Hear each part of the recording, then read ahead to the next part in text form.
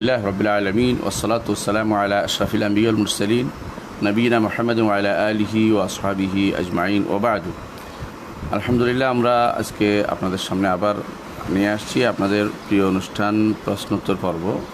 আজকে প্রথম প্রশ্ন হচ্ছে, ইমামের কতটুকু সময় পরে মুক্তাদি তার অনুসরণ করবে? ইমামের সাথে সাথে মুক্তাদির রুকু সিজদা সালাম আদায় করলে কি নামাজ নষ্ট হবে? গুরুত্বপূর্ণ প্রশ্ন, কারণ এর সাথে নামাজ শুদ্ধ হওয়া জড়িত আছে। ইমামের একটি ব্যাপারে সবাই একমত যে ইমাম যতক্ষণ পর্যন্ত তাকবীরে তাহরিমা না দিবে, অন্য কেউ যদি তাকবীরে তাহরিমা শুরু করে দেয় তার নামাজটা হবে না, তার নামাজটা ইমামের সাথে হচ্ছে না। ধরেন ইমাম আল্লাহ আকবার বলা শুরু করছে, আপনিও আল্লাহ আকবার বলে ফেললেন, হবে না, কারণ ইমামের সাথে ঢুকেন না আপনি এখনো। এই জন্য ইমামের আল্লাহু আকবার বলা শেষ হবে, আপনার শুরু হবে, আল্লাহু আকবার, আপনার আল্লাহু আকবার শুরু হবে। এটা হচ্ছে নিয়ম, মানে ইমামের তাকবীরে তাহরিমার পরেই আপনার সালাতটা শুরু করতে হবে। ইমামের সাথে সাথে তাকবীরে তাহরিমা দিলে আপনার নামাজটা হবে না। এই জন্য তাকবীরে তাহরিমের বিষয়টা এরকম গুরুত্বের সাথে দিতে হবে। বাকি যে জিনিসগুলো রয়েছে সেগুলো তো এরকম, সেটার মধ্যে মতভেদ আছে, কিন্তু তাকবীরে তাহরিমের ব্যাপারে কোনো মতভেদ নাই। তাকবীরে তাহরিম হতে হবে ইমামের তাকবীরে তাহরিমার পরে, ইমামরা আল্লাহু আকবার শেষ হওয়ার পরে আপনার আল্লাহ শুরু হবে, এর আগ পর্যন্ত শুরু করতে পারবেন না। অন্য বিষয়, বিশেষ করে পরের তাকবীরগুলো কিভাবে করবেন, পরের রুকুগুলো সেজদাগুলো কিভাবে করবেন, এখানে তিনটি মত দেখা যায়। একটি হচ্ছে সাথে সাথে, একটা হচ্ছে প্রতিযোগিতামূলক, একটা হচ্ছে অনেক পরে, একটা হচ্ছে পরপর। অনেকগুলো ব্যাপার হয়ে দাঁড়িয়েছে। যেটা ইমামের একেবারে সাথে সাথে ইমাম আল্লাহ আকবর বললে আপনিও আল্লাহ আকবর, ইমাম বলতে আপনি বলতেছেন, এটা একটা মত আছে, তবে এটা শুদ্ধ নয়। কেন? রাসূলুল্লাহ সাল্লাল্লাহু আলাইহি ওয়াসাল্লাম বলেছেন যে তোমরা তাকবীর দিবে না ইজা রাকাতু ফারকাউ, আমি যখন রুকু দেই তারপর তোমরা রুকু করো। পা দিয়ে বলছে, পা অর্থ হচ্ছে পরে, তো পরপর হওয়া উচিত। এবং সহিহ হাদিসে এটাও আসছে, তোমরা ততক্ষণ পর্যন্ত মাথা ঝুঁকাবে না। সাহাবায়ে কেরাম আমরা মাথা ঝুঁকাইতাম না যতক্ষণ পর্যন্ত না রসুল রুকুতে বাঁকা হয়ে যেত, ততক্ষণ আমরা ঝুঁকাতাম না। রুকু থেকে সোজা হয়ে না উঠতেন ততক্ষণ আমরা উঠে যেতাম না। তো হাদিসে যেটা আসছে যে ওয়ালা তুকাব্বিরু হাত্তা রাআইতুমুনি কাদ কাব্বারতু, অথবা এরকম এবার এর অর্থ হচ্ছে আমাকে যতক্ষণ পর্যন্ত তাকবীর শেষ না হবে ততক্ষণ তাকবীর দিও না, যতক্ষণ রুকুতে আমি পুরো না বলছি ততক্ষণ পর্যন্ত উঠেও না। তো ইমামের সাথে আমাদের দেশে এটা প্রচলিত এক ধরনের প্রতিযোগিতায় লিপ্ত হয় মানুষ। এতে করে যদি ইমাম সাহেব একটু বৃদ্ধ হন অথবা যদি ধীর হন, দেখা গেল যুবক শ্রেণী ঠিকই ইমামের আগে মাথা উঠাই বলছে। এতে করে এটা রাসূলুল্লাহ সাল্লাল্লাহু আলাইহি ওয়াসাল্লামের আদর্শ বিরোধী হবে এক। দ্বিতীয়ত কারো নিকট তার এই রাকাতটা ইমাম শব্দ হয়নি, কারণ তিনি তো ইমামের আগে। রাসূলুল্লাহ সাল্লাল্লাহু আলাইহি ওয়াসাল্লাম বলেছেন, ইন্নামা জুইলাল ইমামু লিউতাম্মা বিহি, ইমাম রাখা হয়েছে ইমামকে অনুসরণ করার জন্য। সুতরাং ইমামকে অনুসরণ না করে নিজে যদি চলে, ইমামের সাথে প্রতিযোগিতা লিপ্ত হয়, তাহলে এটা নাজায়েজ হবে। এটা হাদিসে নিষেধ আসছে যে তোমরা আমার সাথে প্রতিযোগিতা করো না। এবং তিনি কী করতেন বলেও দিয়েছেন, হাত্তা রাআইতুমুনি কাব্বারতু, সাহাবী বলতেছেন আমরা কেউ মাথা ঝুঁকাতো না যতক্ষণ পর্যন্ত রাসূলুল্লাহ সাল্লাল্লাহু আলাইহি ওয়াসাল্লাম সেজদায় না যেত, ততক্ষণ পর্যন্ত আমরা কেউ নিচে পড়তাম না। এর অর্থ হচ্ছে সেজদায় গিয়ে যাওয়ার পরে সেটা হবে। এখন ইমাম সাহেব কখন তাকবীর দিবেন? ইমাম সাহেব যাওয়ার সময় তাকবীর দিতে পারেন যদি তিনি ভারসাম্য রক্ষা করতে পারেন, আর যদি তিনি দেখেন যে ভারসাম্য রক্ষা হচ্ছে না, তিনি যাওয়ার পরে তাকবীর দিবেন। কারণ নাহলে তিনি দেরি করলে ধীরে ধীরে অন্যরা তার সাথে দেরি করলে অন্যরা তার আগে চলে যেতে পারে। এখানে আরেকটা জিনিস দেখা যায়, অনেক সময় দেখা যায় ইমাম সাহেব খুব লম্বা টানেন। এগুলি টানাটাও কিন্তু সুন্নাহ বিরোধী। যেমন তিনি আল্লাহু আকবার টানতেছেন, এর মধ্যে অনেকে আল্লাহু আকবার রুকুতে চলে গেছে, আবার রুকু সাজদা রব্বানা লাকাল হামদ বলতে উনি টানতেছে রব্বানা, এর মধ্যে অথবা সামি আল্লাহু লিমান হামিদা লম্বা করে টানতেছে, এরা রব্বানা লাকাল হামদ উঠে গেছে দাঁড়িয়ে। এগুলিও সেই ইমামতির আসলে ভুল। আসল নিয়ম হচ্ছে এটাই, যে কোনো জিনিস ইমাম সাহেব করবে তার পরপর আপনি করবেন, বেশি দেরিও না, আবার ইমামের সাথে প্রতিযোগিতাও না। এই দুইটা জিনিসই ঠিক নয়, বেশি দেরি অথবা ইমামের সাথে প্রতিযোগিতা, দুইটাই করা যাবে না। যতক্ষণ পর্যন্ত ইমাম সাহেব রুকুতে না যাচ্ছেন, পুরোপুরি গেছেন, ততক্ষণ পর্যন্ত আপনার মাথা ঝুঁকবে না। যতক্ষণ ইমাম সাহেব রুকু থেকে মাথা না উঠাচ্ছেন ততক্ষণ পর্যন্ত আপনার মাথা উঠবে না। ততক্ষণ পর্যন্ত ইমাম সাহেব সেজদায় একেবারে চলে না গেছেন ততক্ষণ পর্যন্ত আপনার সেজদায় যাবেন না। এখন এই জন্য যেহেতু প্রথম কাতার লোক তো দেখতে পাইবেন, পিছন কাতার লোকরা কী করবে? পিছনের কাতার লোকরা আওয়াজ শুনবে। ইমাম সাহেবের উচিত আওয়াজটা দেওয়ার পরে দেরি করবে না, লম্বা টানবে না, আবার আওয়াজটা জাজম করবে। যদিও জাজমের হাদিসটা দুর্বল, কিন্তু মূলত হাদিসটা শুদ্ধ এটাই যে ইমাম সাহেব জাজম করবে, লম্বা করবে না টানে, কারণ উনি টান দিয়ে লম্বা করবে, শেষ দেখবে অনেকে সেজদায় চলে গেছে অথবা সেজদা থেকে উঠে গেছে। এই জন্য নিয়ম হচ্ছে ইমাম সাহেব তিনি সেজদা তাকবীর দিয়েই সেজদা যাবেন, তাকবীর দিয়েই রুকুতে যাবেন, দেরি করবেন না। আর তিনি তাকবীর দিয়ে রুকুতে যাওয়ার পরে মুক্তাদি সাহেব তারপর মাথা ঝুঁকাবেন, মুক্তাদি মাথা ঝুঁকাবেন, এর আগে মাথা ঝুঁকাবেন না। ঠিক রুকু থেকে ওঠার পরে যখন সামি আল্লাহু লিমান হামিদা বলে শেষ করবেন, তখন মুক্তাদিরা রব্বানা লাকাল হামদ শুরু করবেন, এর আগে তিনি শুরু করবেন না। অর্থাৎ সামি আল্লাহ বলতে রব্বানা লাকাল হামদ শুরু করবেন না। এইটুকু আমাদের একটা কমন ভুল আমাদের দেশে এটা প্রচলিত আছে। এটা আসলে সুন্নাহ বিরোধী কাজ এবং এটা সহিহ সুন্নাহ বিরোধী। সরাসরি রাসূলুল্লাহ সাল্লাল্লাহু আলাইহি ওয়াসাল্লাম কয়েকটি হাদিসে নিষেধ করেছেন যে তোমরা যতক্ষণ পর্যন্ত না আমি তাকবীর শেষ করেছি, আমি যতক্ষণ পর্যন্ত আমি রুকুতে না গেছি, যতক্ষণ পর্যন্ত আমি না উঠছি, ততক্ষণ পর্যন্ত তোমরা সেটা করো না। এর অর্থ হচ্ছে তিনি চাইতেন যে সাহাবায়ে কেরাম যেন অনুসরণ করে পরপর, আবার প্রতিযোগিতা না হয়, আবার একেবারে দেরিও না করে। অনেকে দেরি করে তার মতো করে সালাত আদায় করতে, তাহলে এইটাও ইমামের অনুসরণ হচ্ছে না। তাহলে হাদিসে যে আসছে ফা আসছে, থুম্মা আসে নাই, ওয়াও আসে নাই। ওয়াও আসলে একসাথে হইতো, থুম্মা আসলে অনেক পরে হইতে পড়তে পারতো। ফা অর্থ হচ্ছে ফরফর, অর্থাৎ ইমামের রুকুতে তাকবীর দেওয়ার পরেই শেষ হয়েছে, তাকবীর শেষ হয়ে গেছে, তখন আপনার তাকবীর আল্লাহু আকবার শুরু হবে। আর ইমামের রুকু থেকে সামি আল্লাহু লিমান হামিদা শেষ হয়েছে, তখন আপনার রব্বানা লাকাল হামদ শুরু হবে। এটা আপনি দেখতে পারেন এটা ভালো করে। এই জন্য আমরা শেষের সালামের ক্ষেত্রেও আমরা দেখতে চাই। সালামের ক্ষেত্রে অনেকে কী করে দেখবেন, ইমাম সাহেব আসসালামু আলাইকুম একদিকে ফিরানোর পরে আসসালামু আলাইকুম বলতে আরম্ভ করে, এটা কিন্তু সুন্নাহ বিরোধী। বরং দুইটা সালাম একসাথে দেওয়ার পরে তারপর শুরু করবেন। এতে সমস্যা হয়, অনেক সমস্যা, বড় সমস্যা হচ্ছে এটা যে যখন মোকাব্বের থাকে তখন একদিকে যখন আসসালামু আলাইকুম রহমতুল্লাহ বলে, মোকাব্বের যখন বলে আসসালামু আলাইকুম রহমতুল্লাহ, ইমাম সাহেব দ্বিতীয় সালাম যখন বলতে থাকে তখন আর কেউ শুনতে পায় না। এখন মোকাব্বেরও শোনে না, কেউ শোনে ইমাম সাহেব কখন সালামটা দিলে, দ্বিতীয় সালামটা দিলেন। এই জন্য নিয়ম হচ্ছে দুই দিকে সালাম ফেরানোর পরে মুক্তাদিরা সালাম ফিরাবেন। কারণ সালাম ফিরানোর পরেও কাজ আছে, একদিকে সালাম ফিরে, দুই দিকে সালাম ফিরানোর পরে সজদার ব্যাপার আছে। তো আপনি যে সালাম ফিরে চলে যাচ্ছেন, এটা তো ঠিক না। এই জন্য মোকাব্বেরের উচিত দুই সালাম ফিরানোর পরে তাকবীর দেয়, আর ঠিক মুক্তাদিরও উচিত দুই সালাম ফিরানোর পরে সালাম ফিরানো। এক সালাম ফিরাইলেই যেন সালাম না ফিরায়, এটা আমাদের খেয়াল রাখা দরকার। অর্থাৎ দুই দিকে সালাম ফিরানোর পরে মুক্তাদিরা সালাম ফিরানো শুরু করবে। আশা করি বিষয়টি বুঝে আসছে আপনাদের। পরবর্তী প্রশ্ন হচ্ছে, জেনে বুঝে সুন্নাহ অস্বীকার করলে কি কাফের হয়ে যায়? জি, জেনে বুঝে সুন্নাহ অস্বীকার করলে কাফের হয়ে যায়। কারণ হচ্ছে অস্বীকার করা এক জিনিস আর না করা এক জিনিস।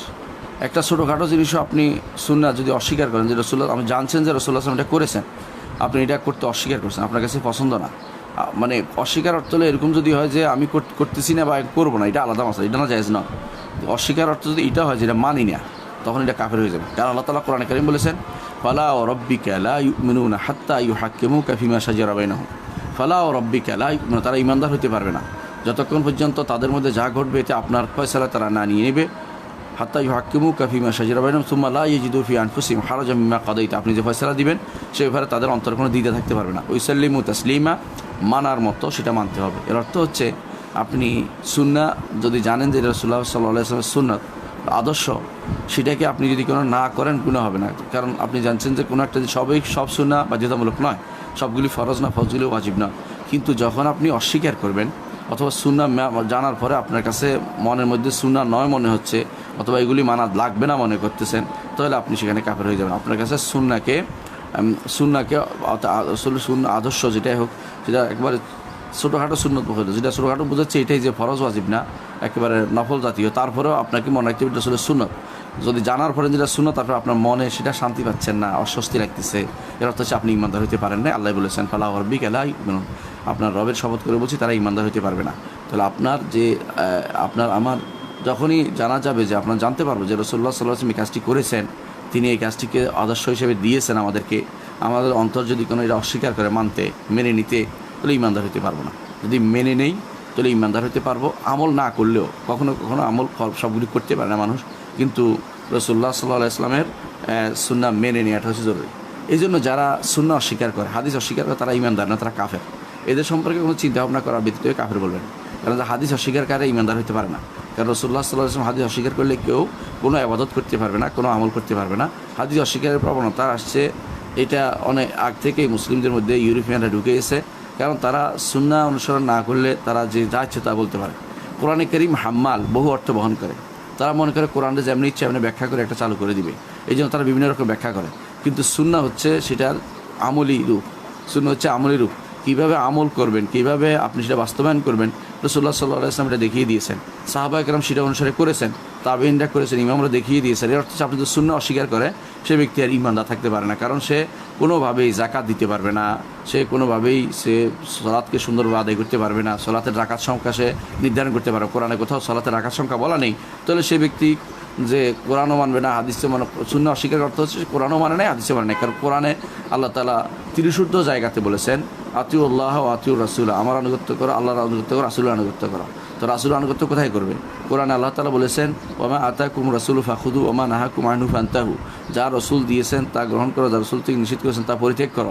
অনুরূপভাবে কোরআনে কারীম আল্লাহ তাআলা বলেছেন যে ওমা কান লিল মুমিনিন ওয়ালা মুমিনাতিন ইযা কাদাল্লাহু ওয়া রাসূলুহু আমরান আন ইয়াকুনা লাহুমুল খিয়ারাতু মিন আমরিহিম, ইমানদারের জন্য নারী বা পুরুষ কারোর জন্য জায়েজ নাই, আল্লাহ এবং তার রাসূল কোনো ফয়সালা দিলে সে ব্যাপারে তারা অপশান খুঁজবে যে এটা মানা যাবে না, এরকম অপশান খোঁজা ইমানদারের জন্য কখনো জায়েজ নাই। এই জন্য যারা সুন্নাহ অস্বীকার করে জেনে বুঝে তারা কাফের হয়ে যাবে। এদের সাথে আপনার ঘর সংসার করা জায়েজ হবে না, এদের সাথে লেনদেন করা জায়েজ, লেনদেন অর্থাৎ যেহেতু মুরতাদ তার সাথে কোনো বিয়ে শাদী ইত্যাদি করা যাবে থাকবে না, এবং তারা মুরতাদ হিসেবে থাকবে যতক্ষণ পর্যন্ত না আবার ফিরে আসে। এটা নাম হচ্ছে আল্লাহর দিনকে অস্বীকার, সুন্নাহ অস্বীকার করা হচ্ছে আল্লাহর দিনকে অস্বীকার করা। কারণ সুন্নাহ হচ্ছে দিন, সুন্নাহর মাধ্যমে প্রমাণিত হবে কে কোরআনের মধ্যে, কে সহিহ পথের মধ্যে আছে, কোরআন কারীমকে মানছে, আর সুন্নাহর মাধ্যমে প্রমাণিত হবে কে সহিহ আকীদাতে আছে, বিশুদ্ধ মানহাজে আছে। যারা সুন্নাতকে অস্বীকার করে তারা কাফের, তারা কোনো ঈমানদার হতে পারবে না। এই জন্য রাসূলুল্লাহ সাল্লাল্লাহু আলাইহি ওয়াসাল্লাম সুন্নতকে অবজ্ঞাকারী কাফের, এতে কোনো সন্দেহ নেই, বিষয়টা আমাদের জেনে রাখা দরকার। পরবর্তী প্রশ্ন করেছেন লেখক মোহাম্মদ আব্দুল মাহবুদ, বই আসহাবে রাসূলের জীবন কথা কি পড়া যাবে? দেখুন, রাসূলুল্লাহ সাল্লাল্লাহু আলাইহি ওয়াসাল্লাম সাহাবীদের জীবন কথা পড়বেন না কেন? অবশ্যই পড়বেন। তো তিনি বিভিন্ন গ্রন্থ থেকে সেটা চয়ন করে লিখেছেন, খুব ভালো বই, কোনো সন্দেহ নেই। তবে মনে রাখবেন, যখন আপনার কোনো বিষয়ে সন্দেহ হবে, যেহেতু তিনি শুদ্ধ অশুদ্ধ নিরূপণ করেন নাই, তিনি যা পেয়েছেন তাই লিখেছেন, সেজন্য আপনার সন্দেহ হলে সেটা আলেমদের জিজ্ঞাসা করে নেবেন যে এই তথ্যটাকে শুদ্ধ কিনা। আমরা দেখেছি কেউ এখান থেকে বিভিন্ন ঘটনা দেন, যে ঘটনাগুলি পরবর্তী দেখা গেছে শুদ্ধ নয়। সুতরাং যেগুলো শুদ্ধ নয় সেগুলো আপনি বিশ্বাস করবেন না, সেগুলো প্রচার করবেন না। তবে সাধারণভাবে জানার জন্য একজন মানুষ সাহাবায়ে কেরামের জীবনের মৌলিক রূপরেখা জানার জন্য বইটি পড়তে পারেন, কোনো সমস্যা নেই। তবে কোনো বর্ণনা যে আপনার মনে হয় যে এখানে কেমন শুদ্ধ কিনা জেনে নেই, তাহলে এটা আলেমদের থেকে জেনে নেবেন, তখন আপনার বিশ্বাস হবে না। অথবা আলেমরা যখন বলবে যে এই ঘটনাটা শুদ্ধ না, তখন সেখানে থাকলেও আপনি সেটা গোড়ামি করবেন না, অর্থাৎ সেটাকে বাদ দিয়ে দিবেন। কিন্তু পড়তে পারেন, মৌলিকভাবে পড়া যাবে, কারণ তিনি আমাদের মদিনা ইউনিভার্সিটির একজন ছাত্র ছিলেন এবং তিনি একজন আলেমে দ্বীন, সাথে তিনি আবার দুনিয়ার জ্ঞানী, আবার ইউনিভার্সিটির প্রফেসর ছিলেন, আলেম মানুষ। তো তিনি যেটা লিখেছেন এটাতে চেষ্টা করেছেন শুদ্ধ দিতে, তারপর তিনি শুদ্ধ অশুদ্ধ পুরোপুরি নির্ণয় করতে পারেননি, কারণ তিনি মুহাদ্দিসিনদের মানহাজ এখতিয়ার করেননি, আখবারীদের মানহাজ বা যারা ঘটনা বর্ণনা করে তাদের মানহাজটা এখতিয়ার করেছেন। তো সেই হিসেবে তিনি বইটা লিখেছেন। তারপরও আমরা মৌলিকভাবে বইটা পড়া যাবে এটাই বলি। যদি কোথাও সমস্যা হয় জেনে নিতে হবে যে এই বিষয়টা আসলে শুদ্ধ কিনা জেনে নিতে হবে, অথবা জানলে কেউ যদি বলে যে এই ঘটনা শুদ্ধ না, তখন ওখানে থাকলেও সেটা নিয়ে আমরা গোড়ামি করবো না, সেটা বাদ দেব। পরবর্তী প্রশ্ন হচ্ছে, আমি চট্টগ্রাম থেকে বলছি, আমার এলাকায় মাইক বিরোধী নামে একটি সংগঠন আছে যারা দাবি করছে মাইক দিয়ে নামাজ পড়া শিরক। তারা কোরআন মাথায় দিয়ে এসব প্রচার করছে এবং তরুণদের জামাত বিমুখ করছে। তারা আমাদের পিছনে নামাজে আদায় করে না, বরং একা নামাজ পড়ে। এই বিষয়ে কোরআন হাদিসের আলোকে আপনার মতামত আশা করছি। আপনাদের এলাকায় মাইক বিরোধী একটা সংগঠন আছে, এটা আমি জানি। এদেরকে মানিরিয়ে বলা হয়, মানিরি তবলিগ কমিটি বা যুব কমিটি, এরকম লোক আছে ওদের। এরা বহুত আগেই পত্রিকাও দিত যে আস্তাগফিরুল্লাহ, কোরআন পোড়াই ফেলতেছে, অর্থাৎ কেউ যদি কোরআনে মাইকে পড়ে পোড়াই ফেলতেছে। আসলে এটা জাহালত, মূর্খতা ছাড়া আর কিছুই নয়। কারণ কোরআন এটার ভিতরে প্রবেশ করে না। যে ব্যক্তি বলে আমি যে কথা বলতেছি মাইকে, এটা ভিতরে প্রবেশ করে কোথাও যায় না, এটা মিথ্যা কথা। আমার এটা শব্দ বাড়ানোর জন্য একটা যন্ত্র মাত্র, আর শব্দ বাড়ানোটা রাসূলুল্লাহ সাল্লাল্লাহু আলাইহি ওয়াসাল্লামের উদ্দেশ্য ছিল। এই জন্য রাসূলুল্লাহ সাল্লাল্লাহু আলাইহি ওয়াসাল্লাম বলেছেন, আব্দুল্লাহ ইবনে যায়েদ দেখলেন যে আজানের কালেমাগুলো তিনি স্বপ্নে দেখলেন। রসুল বললেন যে তুমি ইয়াকে শিক্ষা দাও, বেলালকে শিক্ষা দাও, কারণ বেলাল আওয়াজ বড় আছে। আওয়াজ বড় করা ইসলামী শরীয়তের একটা উদ্দেশ্য। অনুরূপভাবে রাসূলুল্লাহ সাল্লাল্লাহু আলাইহি ওয়াসাল্লাম তিনি মুয়াজ্জিন দেখতেন যার আওয়াজ বড়, তিনি কখনো কখনো আওয়াজ বড় লোককে বলতেন যে, যেমন আব্বাসকে বলতেন যে জোরে ডাক দাও, তো শব্দ যারা শুনতে পায়। তো আওয়াজ বড় করা, পৌঁছে দেয়া, বড় করা, এটা একটা উদ্দেশ্য ইসলাম শরীয়তের। সেই উদ্দেশ্য বাস্তবায়নের জন্য যদি মুখে না পারে মাইকে বলবে, এটাতে নাজায়েজের কোনো কিছুই নেই। কারণ কোরআন মাইকে পুড়িয়ে যায় কথাটা ঠিক না। কোরআন মাইকে পুড়ে যায় কথাটা ঠিক না। কোরআনে কারীম আপনি যদি কোনো এরকম কথা বলেন, তাহলে আপনার পেটের ভিতরে কোরআন ঢুকতেছে, সেখানেও ময়লা আছে, এখন তো কোরআন তো ময়লা হয়ে যাচ্ছে বলবেন। এরকম কথাবার্তা বলা তো ঠিক নয়। যারা এগুলি ফেক সম্পর্কে অজ্ঞ তারাই শুধুমাত্র এটা বলে থাকে। ইমামরা কেউই কোনো দিন বা কোনো দেশের কোনো ইমামে এটাকে ব্যবহার করা যাবে না, অর্থাৎ মাইক ব্যবহার করা যাবে না বা যে সমস্ত আওয়াজ বাড়ানোর যন্ত্র ব্যবহার করা যাবে না, এটা কোনোদিন কেউ বলেন নাই। এক সময় তাবলিগি ভাইরা সেটা করতেন না, পরবর্তীতে এখন তারা সেটাকে গ্রহণ করে নিয়েছেন, তারা এটাকে আর কিছু মনে করেন। তারা জানছেন যে এটা সত্য, যে আসলে এটা আওয়াজ হয়, এটা পুড়ে যায় না, কোরআন পুড়িয়ে ফেলা উদ্দেশ্য না। সুতরাং তারা যাই বলুক না কেন, এটা আমার কান দেওয়া যাবে না। এটা অপরিপক্কতা এবং এটা একটা ভুল সিদ্ধান্ত এবং ফিকহের জ্ঞান নাই বললে এটাই বিশুদ্ধ। এই জন্য আপনি দেখবেন এই বিষয়ে মুফতি মোহাম্মদ শফি রাহমাহুল্লাহ তার একটা কিতাব আছে, আলাত জাদিদা কে শরঈ আহকাম, অর্থাৎ এরা উর্দু ছিল, এখন বাংলা অনুবাদ হয়েছে, নতুন যন্ত্রপাতির শরঈ বিধান বা এই জাতীয় নামে অনুবাদ হয়েছে। তাতে তিনি এই বিষয়ে বিস্তারিত উল্লেখ করেছেন। তিনি দেখিয়ে দিয়েছেন যে আসলে এগুলো কখনো পোড়ায় ফেলা হয় না, এগুলো আওয়াজটাকে বর্ধিত করা হয়, আওয়াজটাকে বাড়িয়ে তোলা হয়। আর আওয়াজটাকে বাড়িয়ে তোলা একটা শারঈ উদ্দেশ্য। এটাকে বলা হয় মাকাসমিন মাকাসিদে শারঈ। শরীয়তের একটি মৌলিক উদ্দেশ্য হচ্ছে আওয়াজ বাড়িয়ে দেয়া, যাতে করে দূর দূরান্তে যারা আছে, পিছনে যারা আছে শুনতে পায়, এবং যারা দূরে আছে তারা আজানের নামাজ সালাতে শরীক হইতে পারে, আজান শুনতে পায়, একামত শুনতে পায়। এই জন্য আরব দেশে এখন সালাতও পর্যন্ত, ফরজ সালাত পর্যন্ত আপনি দেখবেন যে মাইকে পড়তেছে, ফরজ সালাত মাইকে আদায় করতেছে। এর অর্থ হচ্ছে ফরজ সালাত যেখানে মাইকে আদায় করে সেখানে কেরাত পড়া, কোরআন পড়া, আজান তাকবীর দেয়া, এটা তো জায়েজ হবে নিবিল আউলা। সুতরাং আমি এই কোরআনে কারীম এবং তেলাওয়াত করা বা ওয়াজ করা, নসিহত করা, কোরআন দিয়ে পাঠ করা বা সালাত আদায় করা, এগুলো তাকবীর দেয়া, এগুলো সবই কিন্তু এই মাইক দিয়ে করা জায়েজ, কোনো সমস্যা নেই, বরং উত্তম। যেখানে মানুষ বেশি হবে সেখানে মাইক দিয়ে করা উত্তম। আরেকটি কারণে উত্তম, সেটা হচ্ছে যেখানে থাকে, দূরে থাকলে বুঝতে পারে যে আমি সালাতে অংশগ্রহণ করতে হবে। অনেক সময় দেখা যায় সালাত শুরু হলে অনেকে অজু করে যায় পায়, অনেক সময় মনে থাকে না কারো আজান কখন হয়েছে পরে ভুলে গেছে, দেখতে সালাতটা জমাত পায় নেই। আর যখন সালাত একামত হবে তখন তাড়াতাড়ি করে অন্তত দ্রুত যে সালাতটা পায়, এটা একটা বড় সুবিধাও আছে। হ্যাঁ, আর একটা সুবিধা হচ্ছে এটা, নাস্তিকরা যারা আজ কোরআনের এই আওয়াজের বিরুদ্ধে নেমেছে, তারা তাকবীরের বিরুদ্ধে নেমেছে, তারা একামতের বিরুদ্ধে নেমেছে, কোরআন তেলাওয়াতের বিরুদ্ধে নেমেছে, সেখানে আপনার আমার উচিত এই আল্লাহর দ্বীনকে বুলন্দ করা, ইলাহি কালিমাতিল্লাহ, আল্লাহর কালেমাকে উপরে তোলা, আল্লাহর কালেমাকে শোনানোর জন্য তারা এই বাধা হয়ে দাঁড়াবে যদি কোনো সমস্ত ফতোয়া পায়। এগুলি হচ্ছে এই জন্য দুর্ভাগ্যবশত খুব নিকৃষ্টতম আসলে বুঝ। এগুলির কারণে আমাদের ক্ষতি ছাড়া কোনো লাভ হয় না। এই জন্য এগুলি বিশ্বাস করা যাবে না। আলেমদেরকে অবশ্যই বলবেন যে তারা যেন মাইকে আজান দেয়, একামত দেয়, সালাতে শুরু করে, সালাত পড়ে, কোনো সমস্যা নেই। এটাতে মাইকের পিছনে ইমামের পিছনে ইমাম সাহেব পিছনে যারা আছেন, মোকাব্বের যিনি, তিনিও মাইকে তাকবীর দিতে পারবেন এবং ইমাম সাহেব মাইকে সালাত আদায় করতে পারবেন। এর মাধ্যমে অনেক উপকারিতা রয়েছে। এটাকে মাসাইল মুরসালা বলে, আওয়াজ বাড়ানো শরীয়ত একটা উদ্দেশ্য, মাকাস শরিয়া বলে, এটাতে কোনো সমস্যা নেই। সুতরাং আমরা অনুরোধ করব যারা এই জাতীয় বিভ্রান্তিতে আছেন তাদেরকে, যে আপনি নিজে ছাড়া পৃথিবীর সমস্ত মানুষ দিকে তাকান, ফিকহের মাসালার দিকে তাকান, আলেমদের কথার দিকে তাকান। এখানে বিশ্বের সমস্ত মুসলিমরা, সুন্নি মুসলিমরা যে বিষয়ে ঐক্যমত পোষণ করেছেন, সেখানে আপনি আর বিরোধিতা করার দরকার নেই। এখানে বিরোধিতা করে আপনি নিজেকে জামাদুমুখ করছেন এবং নিজেকে শরিয়ার ভুল তথ্য দিয়ে মানুষকে নিজেও বিভ্রান্ত হচ্ছেন, অন্যকে বিভ্রান্ত করছেন। তো এখানে মাইকে সালাত পড়া, মাইকে কোরআন পড়া শিরিক হওয়ার তো কোনো সুযোগ নেই। এটা তো শিরিকের কোনো প্রশ্নই আসে না। সর্বোচ্চ প্রশ্ন হচ্ছে উত্তম অনুত্তমের প্রশ্ন। সেখানে আপনি উত্তম যেটা মনে করছেন উত্তম না, উত্তম হচ্ছে মাইকে পড়া এবং আওয়াজ দিয়ে পড়া, কারণ এটা শরীয়তের বিধান। ওরা যারা শিরিক বলে তারা আসলে শিরিকে বুঝে নেয়। শিরিক হচ্ছে আল্লাহ তাআলার সাথে সম্পৃক্ত, আল্লাহর কোনো, আল্লাহ তাআলার সত্তা, নাম, জাত, আল্লাহ তাআলার সত্তা, নাম, গুণ, কর্ম, অধিকার নিয়ে অধিকার অন্য কাউকে দেয়া অথবা অস্বীকার করা। অস্বীকার করা অথবা অংশীদার করা, এটা হচ্ছে শিরিক। তো এটার সাথে শিরকের কী মিল হইল? তো এই জাতীয় কথায় কথা শিরিক বলা, এটা হচ্ছে না জানার কারণে জনিত হয়। এই জাতীয় শিরিক বলাটা উচিত নয়।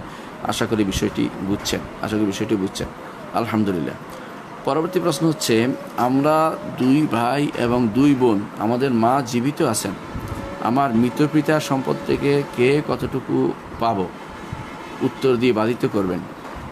আপনার 2 ভাই 2 বোন, আপনার মা জীবিত আছেন। এখন আপনার মা যেহেতু জীবিত আছেন, আপনার মা পাবে 8 ভাগের 1 ভাগ। আপনি আর বাকি 8 ভাগের 1 ভাগ গেলে বাকি থাকবে, বাকিটা পাবেন আপনারা। আপনার 2 ভাই পাবেন। 2 ভাই হচ্ছে 4, 2 বোন 6 ভাগ হবে। বাকিটা 8 ভাগের 1 ভাগ দেওয়ার পরে 6 ভাগ হবে। বাকিটা 8 ভাগের 1 ভাগ দেওয়ার পরে বাকিটা 6 ভাগ হবে। বাকিটা তো 8 ভাগের 1 ভাগ দেওয়ার পরে বাকিটা 6 ভাগ, 8 দিয়ে মশলা দিবেন। 8 দিয়ে মশলা দিয়া তো মাকে দিবেন 1, বাকি থাকবে 7 ভাগ। এই 7 ভাগ হবে 6 ভাগ। কেমনে হবে? এখন এটা তসি হবে। তসি হইয়া আপনারা আদত রোজ দিয়ে ভাগ দিয়ে দেন।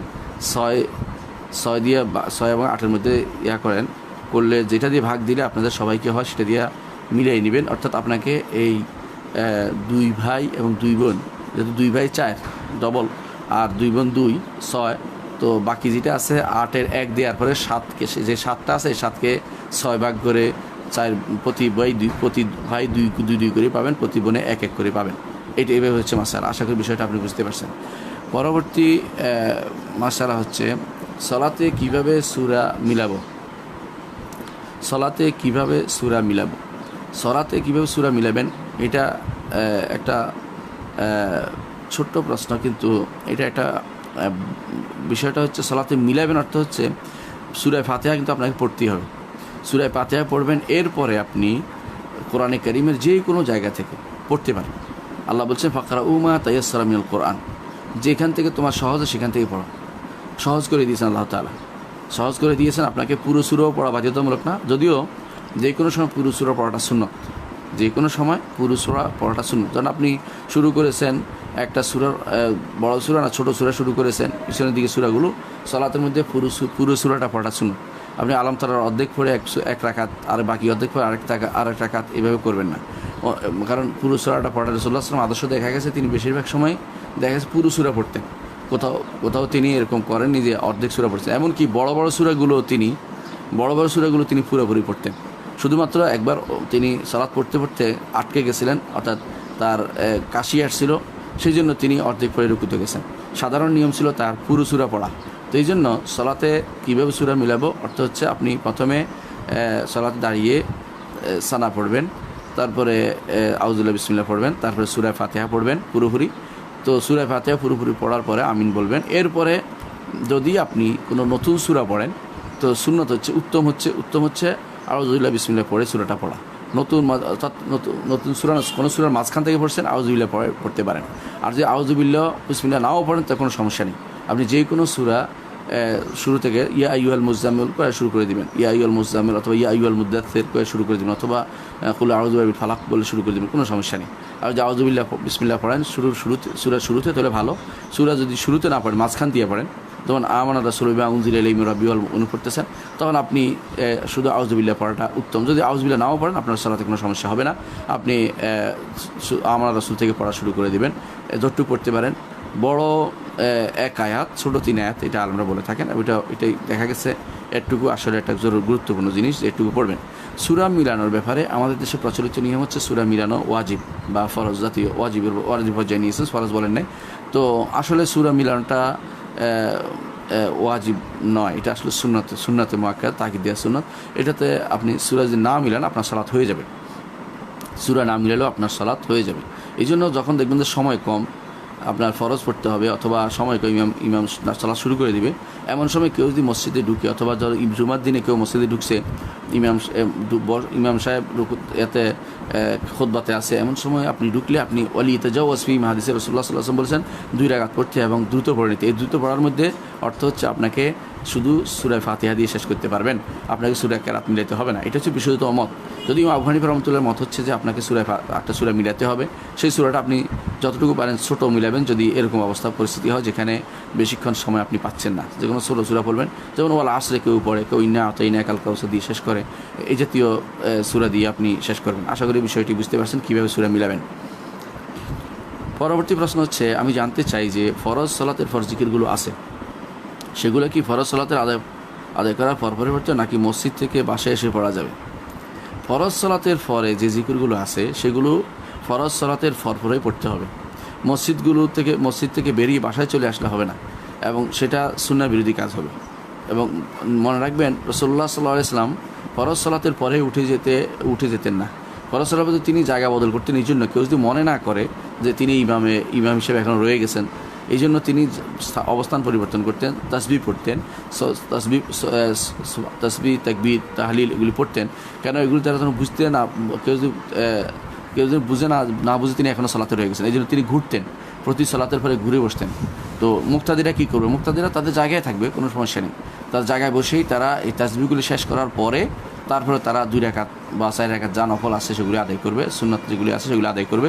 কিন্তু জিকিরের সময় কিন্তু সালাতের পরে জিকিরের সময়টি রয়েছে। কেউ যদি কোনো জিকিরের পরে সালাতের পরে সময়টা এটা আদায় না করে, পরে করে, কি বিধান সুন্নত পরে করছে, কেউ বলছে সুন্নতের পর পড়লেও তারটা হবে, তবে এটা যা আল্লাহ জাদা বা সঠিক বিশুদ্ধ পদ্ধতি নয়। রাসূলুল্লাহ সাল্লাল্লাহু আলাইহি ওয়াসাল্লাম ছিল তিনি ঘুরতেন, ঘুরেই এগুলি পড়তেন। আল্লাহুম্মা আনতাস সালাম মিনকাস সালাম তাবারাকতা ইয়া যাল জালাল ইকরাম বলতেন, আস্তাগফিরুল্লাহ 3 বার বলতেন। তারপর আল্লাহুম্মা আনতাস সালাম মিনকাস সালাম বলতে তিনি ঘুরে বসতেন, তারপর তিনি বসতেন। এর অর্থ হচ্ছে আপনাকে এই ফরজ সালাতের পরে জিকিরগুলো সুন্নতের পরে নিয়ে যাওয়াটা আসলে সুন্নত মোতাবেক নয়।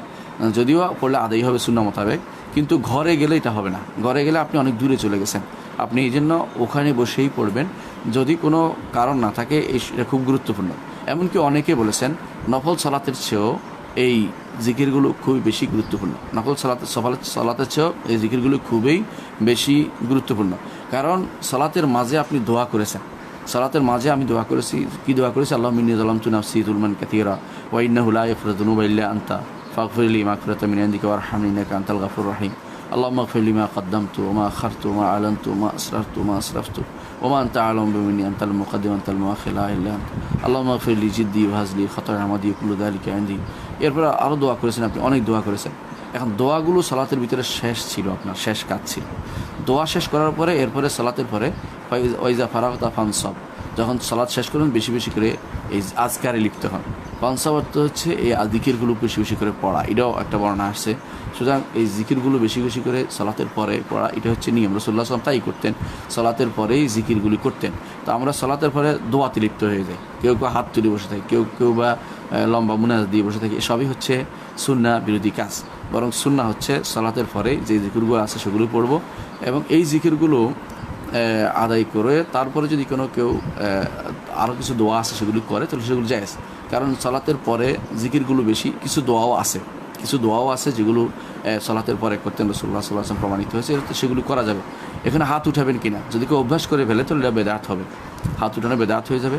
আর যদি অভ্যাস নয়, কখনো ইমাম ইবনুল কাইয়িম রাহমাতুল্লাহ আলাইহি তার জাদুল মাআদ উল্লেখ করেছেন, আজকারগুলো শেষ করার ফলে, শেষে যদি কোনো দোয়াগুলো শেষ করার পরে তার কোনো কিছু আল্লাহর কাছে চাইতে ইচ্ছা হয়তো ব্যক্তিগতভাবে আল্লাহর কাছে চাইতে পারবে, সেটা বেদাত হবে না।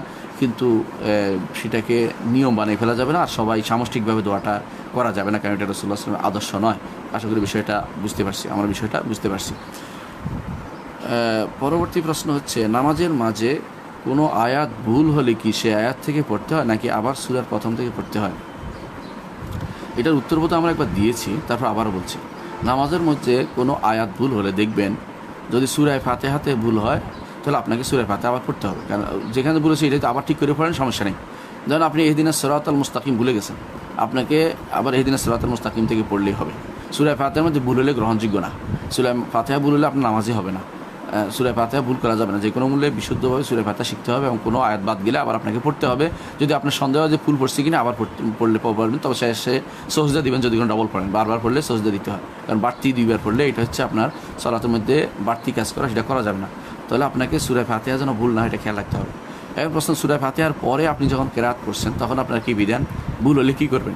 সূরা ফাতিহার পরে যদি আপনি কেরাত করতেছেন, ধরুন আপনি শুরু করলেন একটি সূরা আলাম তারা কাইফা ফাআলা রাব্বুকা বিআসহাবিল ফিল, এরপরে ভুলে গেছেন, এখন কী করবেন? নিয়ম হচ্ছে এর পরে ভুলে গেলে যদি মনে হয় ভুল থেকে পড়লে আবার পড়তে পারবেন, আবার আলাম তারা থেকে পড়ে আপনি পড়তে পারবেন, কোনো সমস্যা নেই। কারণ যেটা আসার জন্য, এটা এই জন্য আমি তাকরার করছি এই জন্য যে পরে পড়ার সুবিধার্থে।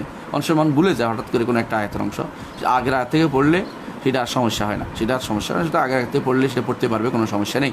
কিন্তু তিনি কি আবার সূরা প্রথম থেকে পড়বেন? না, আবার প্রথম পড়ার প্রয়োজন নেই। যে আগে যেখান থেকে পড়লে তার মনে হবে সেখান থেকে পড়লে তার হবে। আরেকটি কথা যে এটা কিন্তু আবারও বলছি আমরা যে এটা কিন্তু এই যে অতিরিক্ত যে সূরা মিলানো, এটা কিন্তু সুন্নাহ মুআক্কাদা। যদি এমনকি আপনি যেটুকু পড়ছেন এটুকু আটকে গেছেন, আপনি রুকুতে চলে যান, সমস্যা নেই, আপনার সালাত হয়ে যাবে। সুতরাং এটা নিয়ে বাড়াবাড়ি করে পিছনে কাউকে লোকমা দেওয়ার জন্য রেখে দেওয়া বা কেউ লোকমা দিল না কেন ঝগড়া করা, এটা আবার দরকার নেই। যখন আপনি দেখবেন যে আপনার আটকে গেছেন, পড়তে পড়তে আপনি রুকুতে চলে যান, কিছু সমস্যা নেই, আলহামদুলিল্লাহ। সেটা এক রাকাত, সেটা এক আয়াত পরিপূর্ণ এক আয়াত পুরো ফুল বড় আয়াত হয় তো ভালো, না হলেও কোনো সমস্যা হবে না। উত্তম হচ্ছে পরিপূর্ণ এক আয়াত এবং ছোটো 2-3 আয়াত এগুলি পড়ে সালাত শেষ করা। এই জন্য ছোটো 3 আয়াত বলা হয়েছে, কারণ সর্বনিম্ন সূরা 3 আয়াত।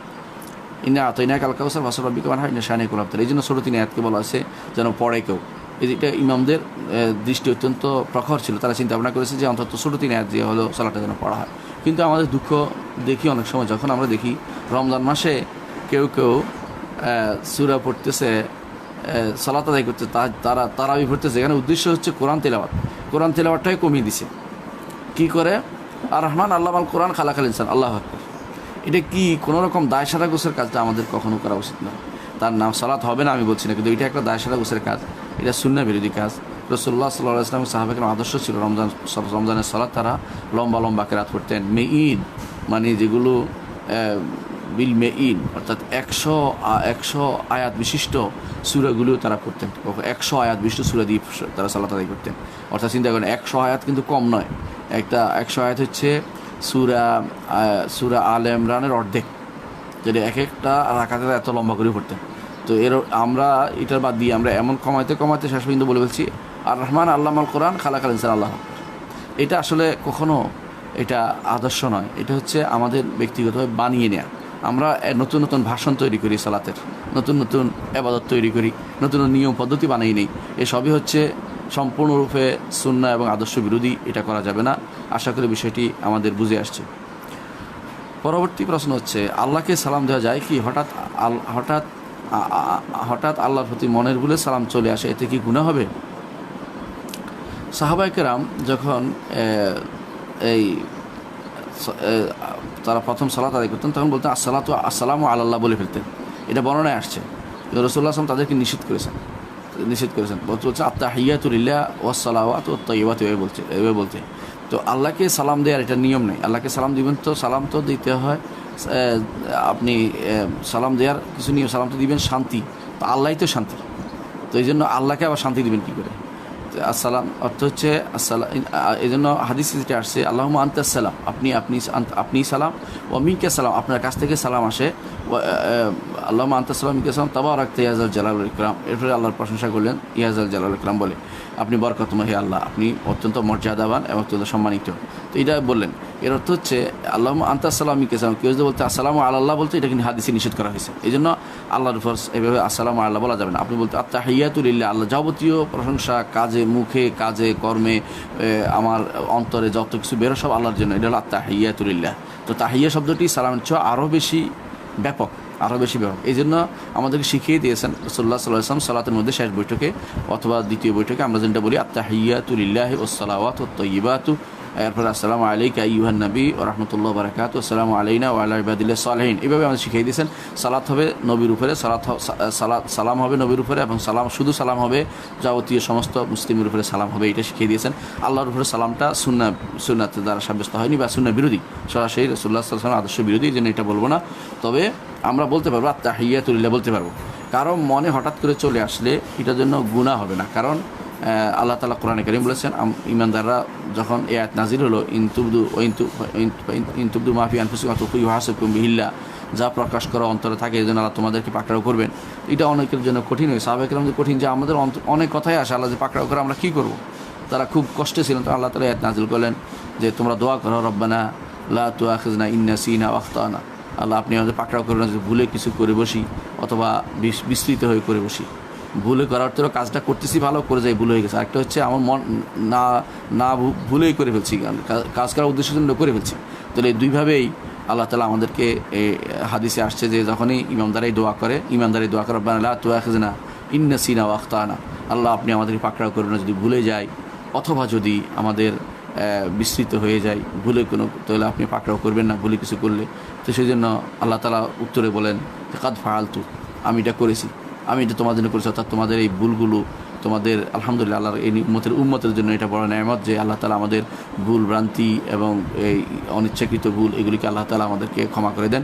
এই জন্য রাসূলুল্লাহ সাল্লাল্লাহু আলাইহি ওয়াসাল্লাম বলেছেন ইন্নাল্লাহা ওয়াদা আন উম্মতি, আল্লাহ আমার উম্মত থেকে রফে আন উম্মতি অথবা ওয়াদা আন উম্মতি আল খাতা ওয়ান নিসিয়ান, যে তারা ভুলে যা করে বসে অথবা বিস্মৃত হয়ে যা করে বসে সেটাকে আল্লাহ তাআলা এই উম্মত থেকে উঠিয়ে দিয়েছেন।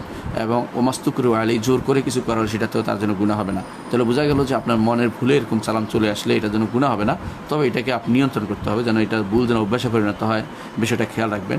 আপনি বেশি বেশি করে আল্লাহর জন্য এই জন্য সুবহানাল্লাহ, আলহামদুলিল্লাহ, আল্লাহু আকবার, লা ইলাহা ইল্লাল্লাহ, লা হাওলা ওয়ালা কুওয়াতা ইল্লা বিল্লাহ, এই 5টি কালেমা সবচেয়ে উত্তম। এগুলিকে আপনি নিজের জন্য বাধ্যতামূলক করেন, তাহলে এটা আর আসবে না। আপনি কথায় কথায় সুবহানাল্লাহ বলবেন, আলহামদুলিল্লাহ বলবেন, আল্লাহু আকবার বলবেন, লা ইলাহা ইল্লাল্লাহ বলবেন, লা হাওলা ওয়ালা কুওয়াতা ইল্লা বিল্লাহ বলবেন। এই 5টি কালেমাকে জীবনের সমস্ত ক্ষেত্রে কাজে লাগান, দেখবেন এইটাই আসলে মূলত সমস্ত জিকিরের মূল হচ্ছে এই 5টি জিকির। আমি পরীক্ষা করে দেখেছি আমার জীবনেও যে আসলেই 5টি জিকির করলে সমস্ত রকমের জিকির হয়ে যায়, এবং সেটা যদি কোনো পরিপূর্ণভাবে কেউ করে তাহলে আরও উত্তম। রাতের জিকিরের মধ্যে যেমন আছে, সকালের জিকির একটা জিনিস আছে লা ইলাহা ইল্লাল্লাহ ওয়াহদাহু লা শারীকা লাহু লাহুল মুলকু ওয়া লাহুল হামদু ইউহয়ি ওয়া ইউমীতু বিয়াদিল খায়রু ওয়া আলা কুল্লি শাইইন কাদির। রাতের জিকিরের মধ্যে এটা আছে বাড়তি একটু অংশ সহ, তো অন্য সময় এটা নাই। অন্য সময় আছে লা ইলাহা ইল্লাল্লাহ ওয়াহদাহু লা শারীকা লাহুল মুলকু ওয়া লাহুল হামদু ওয়া আলা কুল্লি শাইইন কাদির।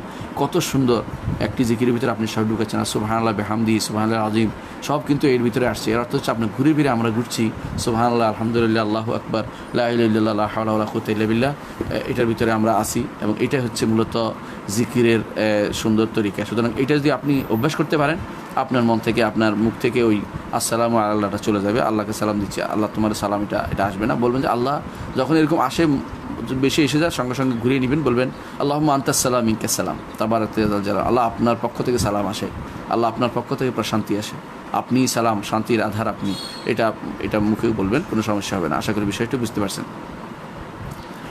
পরবর্তী প্রশ্ন হচ্ছে জানাজার দুরুদ কোনটি, দুরুদ ইব্রাহিম নাকি অন্য দুরুদ জানালে উপকৃত হব? দেখুন, জানাজার সালাতে রাসূলুল্লাহ সাল্লাল্লাহু আলাইহি ওয়াসাল্লাম দুরুদ নির্ধারণ করে দেননি। তো রাসূলুল্লাহ সাল্লাল্লাহু আলাইহি ওয়াসাল্লাম এমনি যেই দুরুদটি আমাদের জন্য তিনি আমাদের জন্য যেটাকে উত্তম হিসেবে আমাদের জন্য আদর্শ হিসেবে দিয়েছেন, সেটা হচ্ছে দুরুদ ইব্রাহিমি। দুরুদ ইব্রাহিমি কোনটা? দুরুদ ইব্রাহিমের অনেকগুলো সূরত আছে, অনেকগুলো 6টা সিগাতে আসছে। এর মধ্যে বিশুদ্ধ সবচেয়ে এটা আমরা পড়ি সাধারণত আল্লাহুম্মা সাল্লি আলা মুহাম্মদ ওয়া আলা আলি মুহাম্মদ কামা সাল্লাইতা আলা ইব্রাহিম ওয়া আলা আলি ইব্রাহিম ইন্নাকা হামিদুম মাজিদ।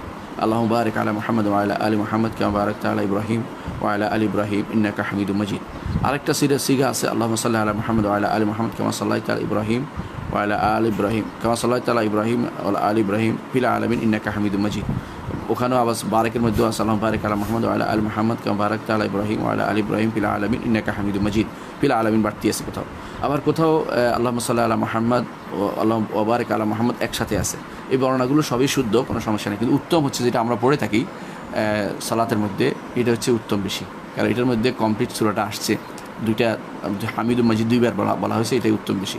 এবং এটাই আপনি যদি কোনো জানাজার সালাতের মধ্যে এটা পড়েন, দ্বিতীয় এরপরে প্রথমে তো সূরা ফাতিহা, প্রথমে পড়বেন সূরা ফাতিহা, দ্বিতীয়টার মধ্যে পড়বেন এই দুরুদের মধ্যে আপনি এইটাকে গুরুত্ব দিবেন, অর্থাৎ এই যেটা আমরা বললাম দুরুদ ইব্রাহিমি, যেটা পরিপূর্ণ হাল যেটা আমরা সালাতের মধ্যে পড়ি, এটাই পড়বেন ওখানে, কারণ এটা পরিপূর্ণ একটি দুরুদ, এটা পরিপূর্ণ একটি দুরুদ। মনে রাখবেন, অনেকে যারা বলে যে এটা পরিপূর্ণ দুরুদ না, এটার মধ্যে সালাম নাই, সালামের বলা হয়নি, সালাত বলা হয়েছে এখানে, অর্থাৎ সালামের জায়গা আলাদা, সালাতের জায়গা আলাদা, সালামের জায়গা আলাদা, সালাতের সওয়াব আলাদা, সালামের সওয়াব আলাদা, সালাতের নিয়ম আলাদা, সালামের নিয়ম আলাদা। সালাত আল্লাহর পক্ষ থেকে আমরা বলি আল্লাহুম্মা সাল্লি, আল্লাহ সালাম দেন, আর আমরা সালামের ভারে আমরা আসসালামু আলাইকা আইয়ুহান নবী বলতে পারি।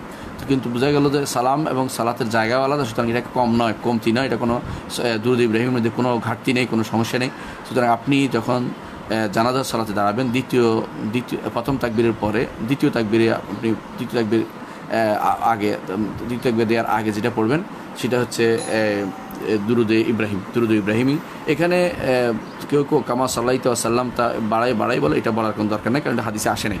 যারা এরকম বাড়াবে তারা হাদিস বিরোধী কাজ করবে, কারণ নিয়ম হচ্ছে আল ইত্তিবা, অনুসরণ করাটা আউলা মিনাল আদব। কেউ মনে করে আমি আদব রক্ষা করতেছি, সাইয়্যিদানা বাড়াচ্ছি, এটা সাইয়্যিদানা বাড়ানোটা জায়েজ হবে না, কারণ এটা হলো মাসুর, শিক্ষা দিয়েছেন রাসূলুল্লাহ সাল্লাল্লাহু আলাইহি ওয়াসাল্লাম। সাহাবায়ে কেরাম এটা এইভাবে শিখেছেন, তাবেঈন এইভাবে শিখেছেন, হাদিসে কিতাবে এভাবে আসছে। আপনি যদি বাড়ান নিজের পক্ষ থেকে আদব মনে করেন, এটা হলো আদবের খেলাফ। আপনি আদবের খেলাফ কেন বলছি? কারণ আদবটা হচ্ছে আল ইত্তিবা হুয়াল আদব, যে আদব অনুসরণ করাটা হচ্ছে আদবের কাজ। অনুসরণ বিরোধী হলে সেটা হচ্ছে বেয়াদবি। সুতরাং অনুসরণ বিরোধী কাজ আমরা সুন্নত মানে আদব রক্ষা করার নাম করে বেয়াদবি না করি, এই জন্য আমরা বাড়িয়ে না দিই। ফিলা কামা সাল্লাল্লাহু আলাইহি ওয়াসাল্লাম তো বারাকতা এগুলি না বাড়িয়ে দিই, কারণ এগুলি এই হাদিসের ভিতরে আসে নাই। যদি পূর্ণ অনেকটা হাদিসের অনুসরণ করেন তাহলে সমস্যা নেই, কিন্তু আরেকটা হাদিসের অনুসরণ না করে একই হাদিসের ভিতরে 2-3টা একসাথ করে মিলে বানিয়ে ফেলবেন একটা, সেটা যেন না হয়, এটা সুন্নাহ বিরোধী হবে কাজটা। আর এখানে যদি বাড়িয়ে দেওয়া আল্লাহুম্মা সাল্লি আলা সাইয়্যিদিনা বাড়ানো হয় তো সেটা হবে সুন্নাহ বিরোধী, কারণ এটা রাসূলুল্লাহ সাল্লাল্লাহু আলাইহি ওয়াসাল্লাম নিজে আমাদের শিখাননি, সাহাবায়ে কেরাম শিখাননি, তাবেঈনরা শিখাননি, ইমামরা শিখাননি। তাছাড়া এইভাবে সাইয়্যিদিনা কথা সালাতের ভিতরে ঢুকিয়ে দেওয়া এটা সালাতের নিয়ম বিরুদ্ধ, বাড়তি কথা সালাতে ঢুকাইলে অনেকের নিকট সালাতই হবে না। সুতরাং আপনি এখানে অতিরিক্ত কোনো শব্দ ঢুকাইতে পারবেন না। বাইরে যদি কোনো আপনি বলেন, সালাতের বাইরে সাইয়্যিদিনা বলতে পারবেন কি না, অধিকাংশ আলেমের নিকট সেটাও বলতে পারবে না, কারণ এটা বেদাত হবে, বাড়তি জিনিস হবে। কোনো আলেম মনে বলেছেন যে বাইরে বললে গুনাহ হবে না, কিন্তু আসলে বাইরে বলাটা উচিত হবে না। কেন?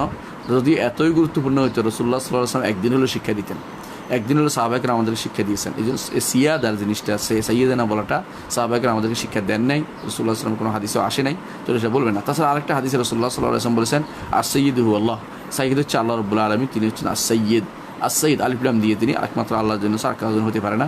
তো সাইয়্যিদিনা তিনি আমাদের নিঃসন্দেহে, রাসূলুল্লাহ সাল্লাল্লাহু আলাইহি ওয়াসাল্লাম আমাদের সাইয়্যিদ, আমাদের কায়েদুল, তিনি আমাদের সব কিছু পরিচয়, দুনিয়া আখিরাতের সঠিক পথ দেখানোর জন্য তিনি একমাত্র আমাদের আদর্শ, কোনো সন্দেহ নেই। কিন্তু এটা যেটা বলা হয়নি হাদিসে, এখানে অতিরিক্ত বাড়িয়ে না দেই। এই জন্য আমরা যখনই দুরূদ পড়বো, আল্লাহুম্মা সাল্লি আলা মুহাম্মদ বলবো, সাল্লাল্লাহু আলা সাইয়্যিদিনা মুহাম্মদ, অতিরিক্ত বাড়াবো না, কারণ এটা সুন্নাতে আসে না, সহিহ হাদিস দ্বারা প্রমাণিত হয়নি। এই জন্য সুন্নাহ বিরোধী কাজ হবে, সেটা সুন্নাহ বিরোধী কাজ হবে। বরং আমরা হাদিসে কোনটা আসছে এটা একটু শিখে নেই, ইনশাআল্লাহ। যদি আমার হাদিসের আমার ওজিফাটি বের হয়, ইনশাআল্লাহ দেখতে পাবেন কোন কয়টা বর্ণায় আসছে দুরূদ, এবং সেই বর্ণাগুলি সেখানে উল্লেখ করা হয়েছে। কেউ যদি সকাল বিকাল পড়তে চায়, বর্ণাগুলি পড়লেই হইবে, তখন সেটা বিকল্প হবে ইনশাআল্লাহ।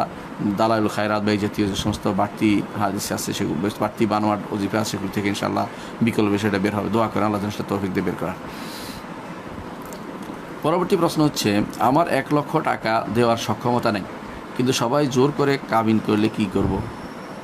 আপনি যদি 1 লক্ষ টাকা দেওয়ার সক্ষমতা নাই, এটা আপনি জানান তাদেরকে যে 1 লক্ষ দেওয়ার সক্ষমতা নাই, এখন জোর করে 1 লক্ষ টাকার কাবিন যদি করে, তাহলে আপনি কি করবেন? আপনি যদি এখন বিয়ে যদি কোনো আপনি মেনে না নেন, তাহলে বিয়ে হয়নি, কারণ তারা মেয়ে দিবে না 1 লক্ষ টাকা না হলে। আপনি বিয়ে করতে পারবেন না, 1 লক্ষ টাকা আপনার নাই। তো যদি কোনো আপনি মেনে না নেন, এটা কোনোভাবেই মেনে না নেন, তাহলে আপনার বিয়েটা হয় না এখনও, কারণ মেয়ে 1 লক্ষ টাকার কমে আপনার কাছে বিয়ে বসবে না, মেয়ের পরিবার আপনাকে দিবে না। এখন আপনার জন্য একটাই উপায় আছে, সেটা হচ্ছে বলেন যে কিছু নগদ কিছু বাকি করা, এটা জায়েজ আছে না? জায়েজ না? কিছু নগদ কিছু বাকি করা যায়, এটাকে বলা হয় মাহার মুআজ্জাল এবং মুআজ্জাল, দুইটা জিনিস শরীয়তে আছে।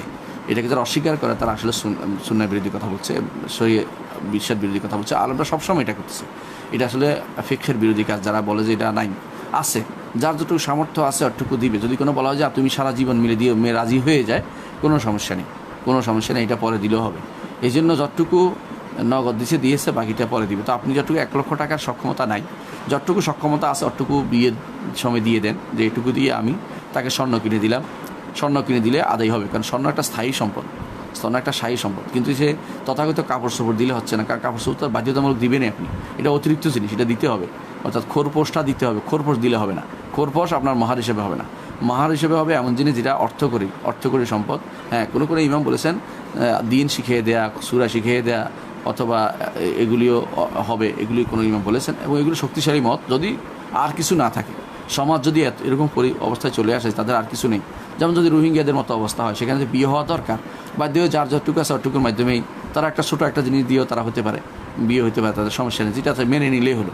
এখন এখানে যেহেতু আপনার মেয়ে পক্ষ মানছেন 1 লক্ষ টাকার নিচে, সেহেতু আপনাকে যদি বিয়ে শুদ্ধ হতেই আপনাকে মেনে নিয়ে করতে হবে। আর যদি মেনে নেয় তারা যে কম দিতে হবে, আপনি মেনে পাচ্ছি না, কম দিচ্ছে ছেলে, মেনে নিচ্ছি, তাহলে কমে বিয়ে হয়ে যাবে, কোনো সমস্যা নেই। আপনি 500 টাকা দেন, 1000 টাকা, তাও বিয়ে হয়ে যাবে, কোনো সমস্যা নেই।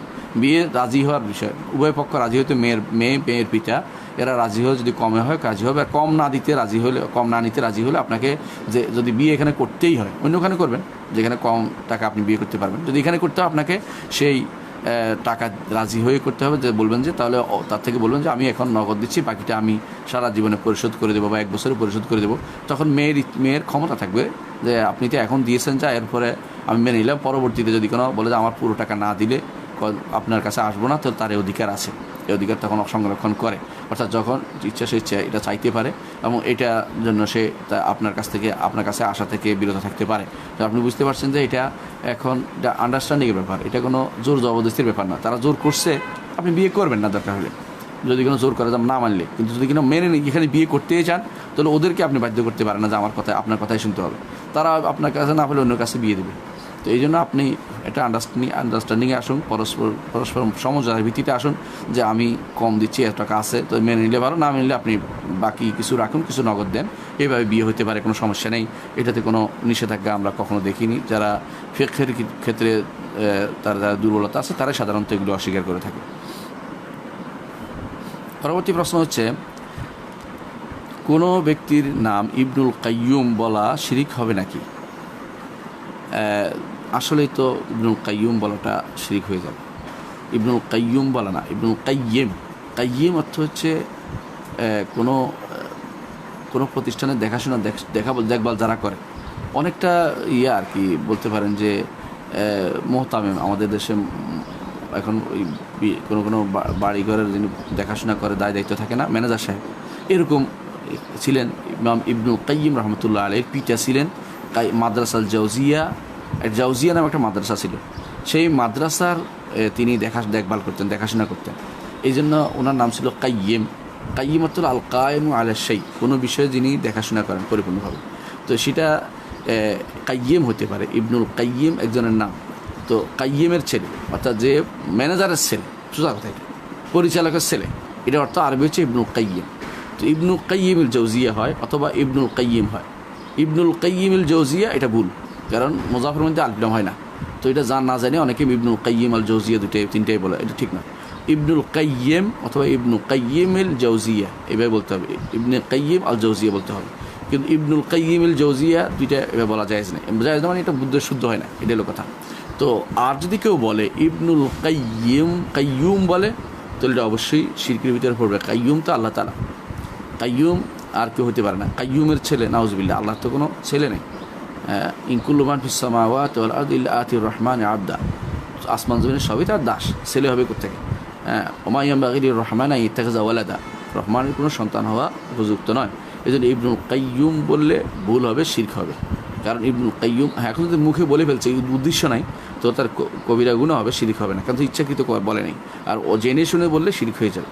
এবং মুখে বললে অনেক সময় এটা ছোটো শিরকের প্রকারে পড়ে যাবে। কিন্তু ছোটো যেটা না বুঝে বলছে, মুখ থেকে বের হয়ে গেছে, এটা কবিরা গুনাহ হবেই, কোনো সন্দেহ নেই। না বুঝেও যে কোনো কথা বলা যায় না, ইমানদার কথা কি বলতে হবে, জেনে শুনে বলতে হবে।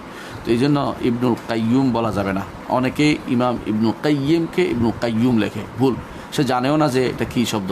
দুর্ভাগ্যবশত এটা অনেক শিক্ষিত মানুষও এটা বলে থাকে। অনেকে বই লিখে বলছে ইবনুল কাইয়ুম নাম দিয়া, অনেকে এটা অনেক লিটারেচারের মধ্যে ভিতরে আসছে ইবনুল কাইয়ুম বলেছেন, এটা ভুল। এই ইবনুল কাইয়ুম অর্থ যদি হয়, শব্দ অর্থ হয় এটা কাইয়ুমের ছেলে। কাইয়ুম তো আল্লাহ তাআলা, আল্লাহু লা ইলাহা ইল্লা হাইয়ুল কাইয়ুম। যেমন আব্দুল হাই, ইবনুল হাই, আব্দুল হাই, হাই মানুষের সিফাত হইতে পারে, হাইটা মানুষের সিফাত হইতে পারে যে জীবিত। যারা আল্লাহ তাআলা কোরআনে কারীমে মানুষকে হাই বলেছেন, ও জাআলনা মিনাল মাই কুল্লি শাইইন হাই, জীবিত সব কিছুকে আমি মানুষ পানি থেকে তৈরি করেছি। এই জন্য ইবনুল হাই জীবিত মানুষের ছেলে হতে পারে অর্থে। কিন্তু কাইয়ুম যিনি, মুবালাগার সিগা দিয়ে, এটা আল্লাহ ব্যতীত আর কারোর জন্য সেটা কখনো প্রযোজ্য হতে পারে না। এই জন্য ইবনুল কাইয়ুম আল্লাহ, যেহেতু আল্লাহর জন্য নির্ধারিত, এই জন্য ইবনুল কাইয়ুম কোনো মানুষের নাম হতে পারবে না, বললে শিরিক হয়ে যাবে। বিষয়টি আমাদের জানা দরকার।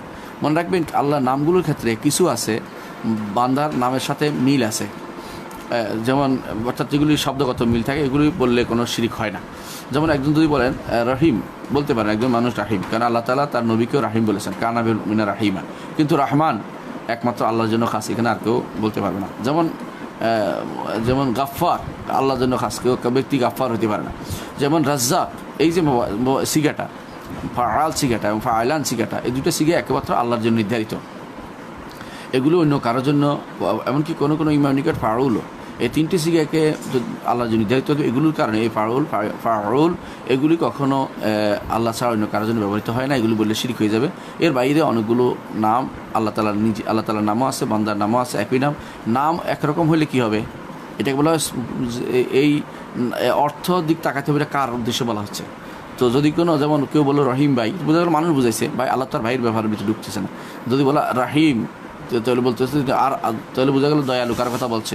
যদি আর রাহিম, তখন একমাত্র আল্লাহকে বোঝাবে আলিফ লাম দিয়ে। তাহলে বুঝতে কখনো কখনো আলিফ লাম দিয়ে আল্লাহ জন্য নির্ধারিত হয়, কখনো কখনো শুধু নামটাই আল্লাহ জন্য নির্ধারিত। যেমন রহমান যখন বলা হবে আলিফ লাম না দিলেও এটা আল্লাহ জন্য নির্ধারিত। কাইয়ুম অনুরূপভাবে আলিফ লাম না দিলেও আল্লাহ জন্য নির্ধারিত। রাজ্জাক আল্লাহ না দিলেও আল্লাহ জন্য নির্ধারিত, কারণ রাজ্জাক রিজিক, মহারিজিক দাতা আর কেউ হতে পারে না। ঠিক গফফার মহাক্ষমাশীল আর কেউ হতে পারে না একমাত্র আল্লাহ ছাড়া। তো দাইয়ান তিনি মহাবিচারক, আল্লাহ ছাড়া কেউ হতে পারে না। সুতরাং এগুলো আল্লাহ ছাড়া কারোর জন্য ব্যবহার করলে শিরিক হয়ে যাবে। ঠিক এই কারণেই ইবনুল কাইয়ুম বলা জায়েজ হবে না, শিরিক হবে। আমরা আমাদের যে শেখ যার কথা আমরা বলে থাকি ইমাম ইবনুল কাইয়িম, তিনি অথবা ইবনু কাইয়িমিল জৌজিয়া এভাবে বলতে হবে, অথবা ইবনু কাইয়িম আল জৌজিয়া এভাবে বলতে হবে। আশা করি বিষয়টি বুঝে আসছে। পরবর্তী প্রশ্ন হচ্ছে, আমি যখন ফরজ সালাত আদায় করে মসজিদের একপাশে একাকী সুন্নত সালাত আদায় করি, তখন যদি বাইরে থেকে কোনো মুসল্লি এসে আমি ফরজ সালাত আদায় করছি মনে করে আমাকে ইশারা দিয়ে সালাতে শরিক হয়, তখন আমার কী করেনি দয়া করে জানাবেন। ফরজ সালাত আদায় করে আপনি সুন্নত পড়তেছেন, কেউ মনে করে যে আপনি ফরজ পড়তেছেন, আপনার সাথে আসছে, আপনি হাত দিয়ে ঠেলে দিবেন ওনাকে, হাত দিয়ে ঠেলে দিবেন, বুঝে দিবেন যে আপনি ফরজ পড়তেছেন না, আপনার সাথে আমার সাথে একামত করো না, নিয়ে আমার সাথে নিয়ে বেঁধে না, হাত দিয়ে ঠেলে দিবেন, যাতে কোনো বুঝতে পারে যে আপনার সালাতে উনি নিতেছেন না, আপনার মানে আপনি ওনার সালাত নিতেছেন না, এই জন্য উনি বুঝছেন যে আপনি নফল সালাত আদায় করবেন, আপনি হাত দিয়ে ঠেলে দিবেন, ওনাকে সরাই দিবেন হাত দিয়ে, যে আমার সাথে নামাজ পড়া যাবে না। তো এই জন্য এইটা একটা নিয়ম। আরেকটা নিয়ম হচ্ছে যে আপনি পড়তে শুরু করবেন, যখন আপনি কেরাত পড়বেন না তখন সে বুঝতে পারবে যে, অথবা আপনি উচ্চ স্বরে যখন আপনি তাকবীর বলছেন না, তখন সে বুঝতে পারবে যে আর তো আমার নামাজ সালাতের সাথে শরীক করতেছে না আমাকে, তখন সে সরে যাবে। এটা দুটি সুরত। আরেকটা সুরত, যদি কোনো কেউ আপনার সালাতের সাথে শরীক জমাত করতে চায়, তাহলে হাম্বলীদের নিকট নফল সালাতে এবং শাফিঈদের নিকট নফল সালাতে ফরজ যারা পড়ে তাদের ইক্তেদা শুদ্ধ আছে, সেই হিসেবে তাদের একটা ওজহাতুনাদার একটা ওয়াজ অনুসারে তার সালাত শুদ্ধ হয়ে যাবে। এখন যদি আপনি বড় নাও করেন, আওয়াজ নাও দেন, সে যদি আপনার সাথে অনুসরণ করে করে পুরোটা পড়েই ফেলে, তখন তার সালাতটা হয়ে যাবে বলে কোনো মত আছে। কিন্তু আমার মতে সেটা এভাবে পড়াটা ঠিক হবে না, কারণ আসলে সে তো ইমাম হিসেবে নয়। নফল সালাত ইমাম হিসেবে নফল সালাত ইমামতি করা জায়েজ আছে। যেমন কেউ যদি তারাবি সালাত আদায় করতেছে জামাতের সাথে, আপনি এশা পড়েন নাই, এখন আপনি কি এশা পড়ে তারাবিতে ঢুকবেন না তারাবিতে ঢুকে যাবেন, কোনটা? ইমাম আবু হানিফা রাহমাতুল্লাহ বলেন যে আগে এশা পড়ে এসে তারপর তারাবি ঢুকতে হবে, কারণ এশা হচ্ছে তারাবি হচ্ছে এশার তাবে, সুতরাং এটা করতে হবে, আগে এশা নিজে একাকী পড়তে হবে। কিন্তু জামাত হচ্ছে একা কীভাবে পড়বেন, এটা আসলে সুন্নাহর সাথে না, সত্যি খাপ খায় না। এই জন্য আপনি ইমামের সাথে আপনি সালাত দাঁড়িয়ে দিতে পারবেন। ইমাম তারাবি পড়লেও আপনি বিতির পড়তেছেন, ফজর এশা পড়তেছেন, পড়ার কারণে এশা পড়ে আপনি ইমাম সাহেব 2 রাকাত সালাম ফিরাবেন, আপনি উঠে বাকি 2 রাকাত পড়ে ফেলবেন, 4 রাকাত আপনার হয়ে যাবে। আর যদি কোনো মুসাফির হন, তো আপনি ইমাম সাহেবের সাথে আপনার সালাম ফিরাতে পারবেন। তাহলে আপনার জন্য এটা জায়েজ আছে, এটা আমি মনে করছি, এটা অন্য ইমামদের কৌল। কিন্তু ইমাম আবু হানিফা রাহমাতুল্লাহর মত আমি আগে বলছি, তিনি বলছেন যে না, আগে বাইরে এশা পড়ে এসে তার অথবা এশা এই তারাবিতে শরীক হতে পারবেন, এর আগে তিনি শরীক হতে পারবেন না, এটা তিনি বলে থাকেন। তো আপনার এইখানে এই মাসালা তো এরকম একটা মাসালা, আমরা বলি এই মাসালাতে কেউ যেটা শাফিঈতে একটা মতে, কেউ যদি এমনকি কেউ মাসবুক হইলেও তারা মনে করে তারাও অনুসরণ করা যাবে। মাসবুকেরও কেউ এসে দেখবেন যে মাসবুকের অনুসরণ করে সালাত শুরু করে দিয়েছে।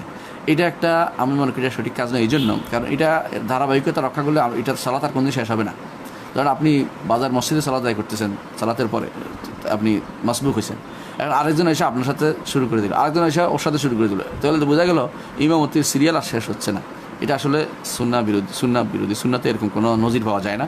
এই জন্য আমাদের উচিত হবে না এইভাবে সালাত আদায় করা। আপনি হাত দিয়ে সরিয়ে দিবেন, অথবা দূর উনি বুঝবেন, যিনি মুসাল্লি তিনি বুঝবেন যে উনি তো তাকবীর দিচ্ছে না, উনি তো কেরাত পড়তেছে না, যদি জাহারি কেরাত হয়। আর যদি তাহারি কেরাত না হলে তাকবীর তো দিবে, তাকবীর দিচ্ছে না।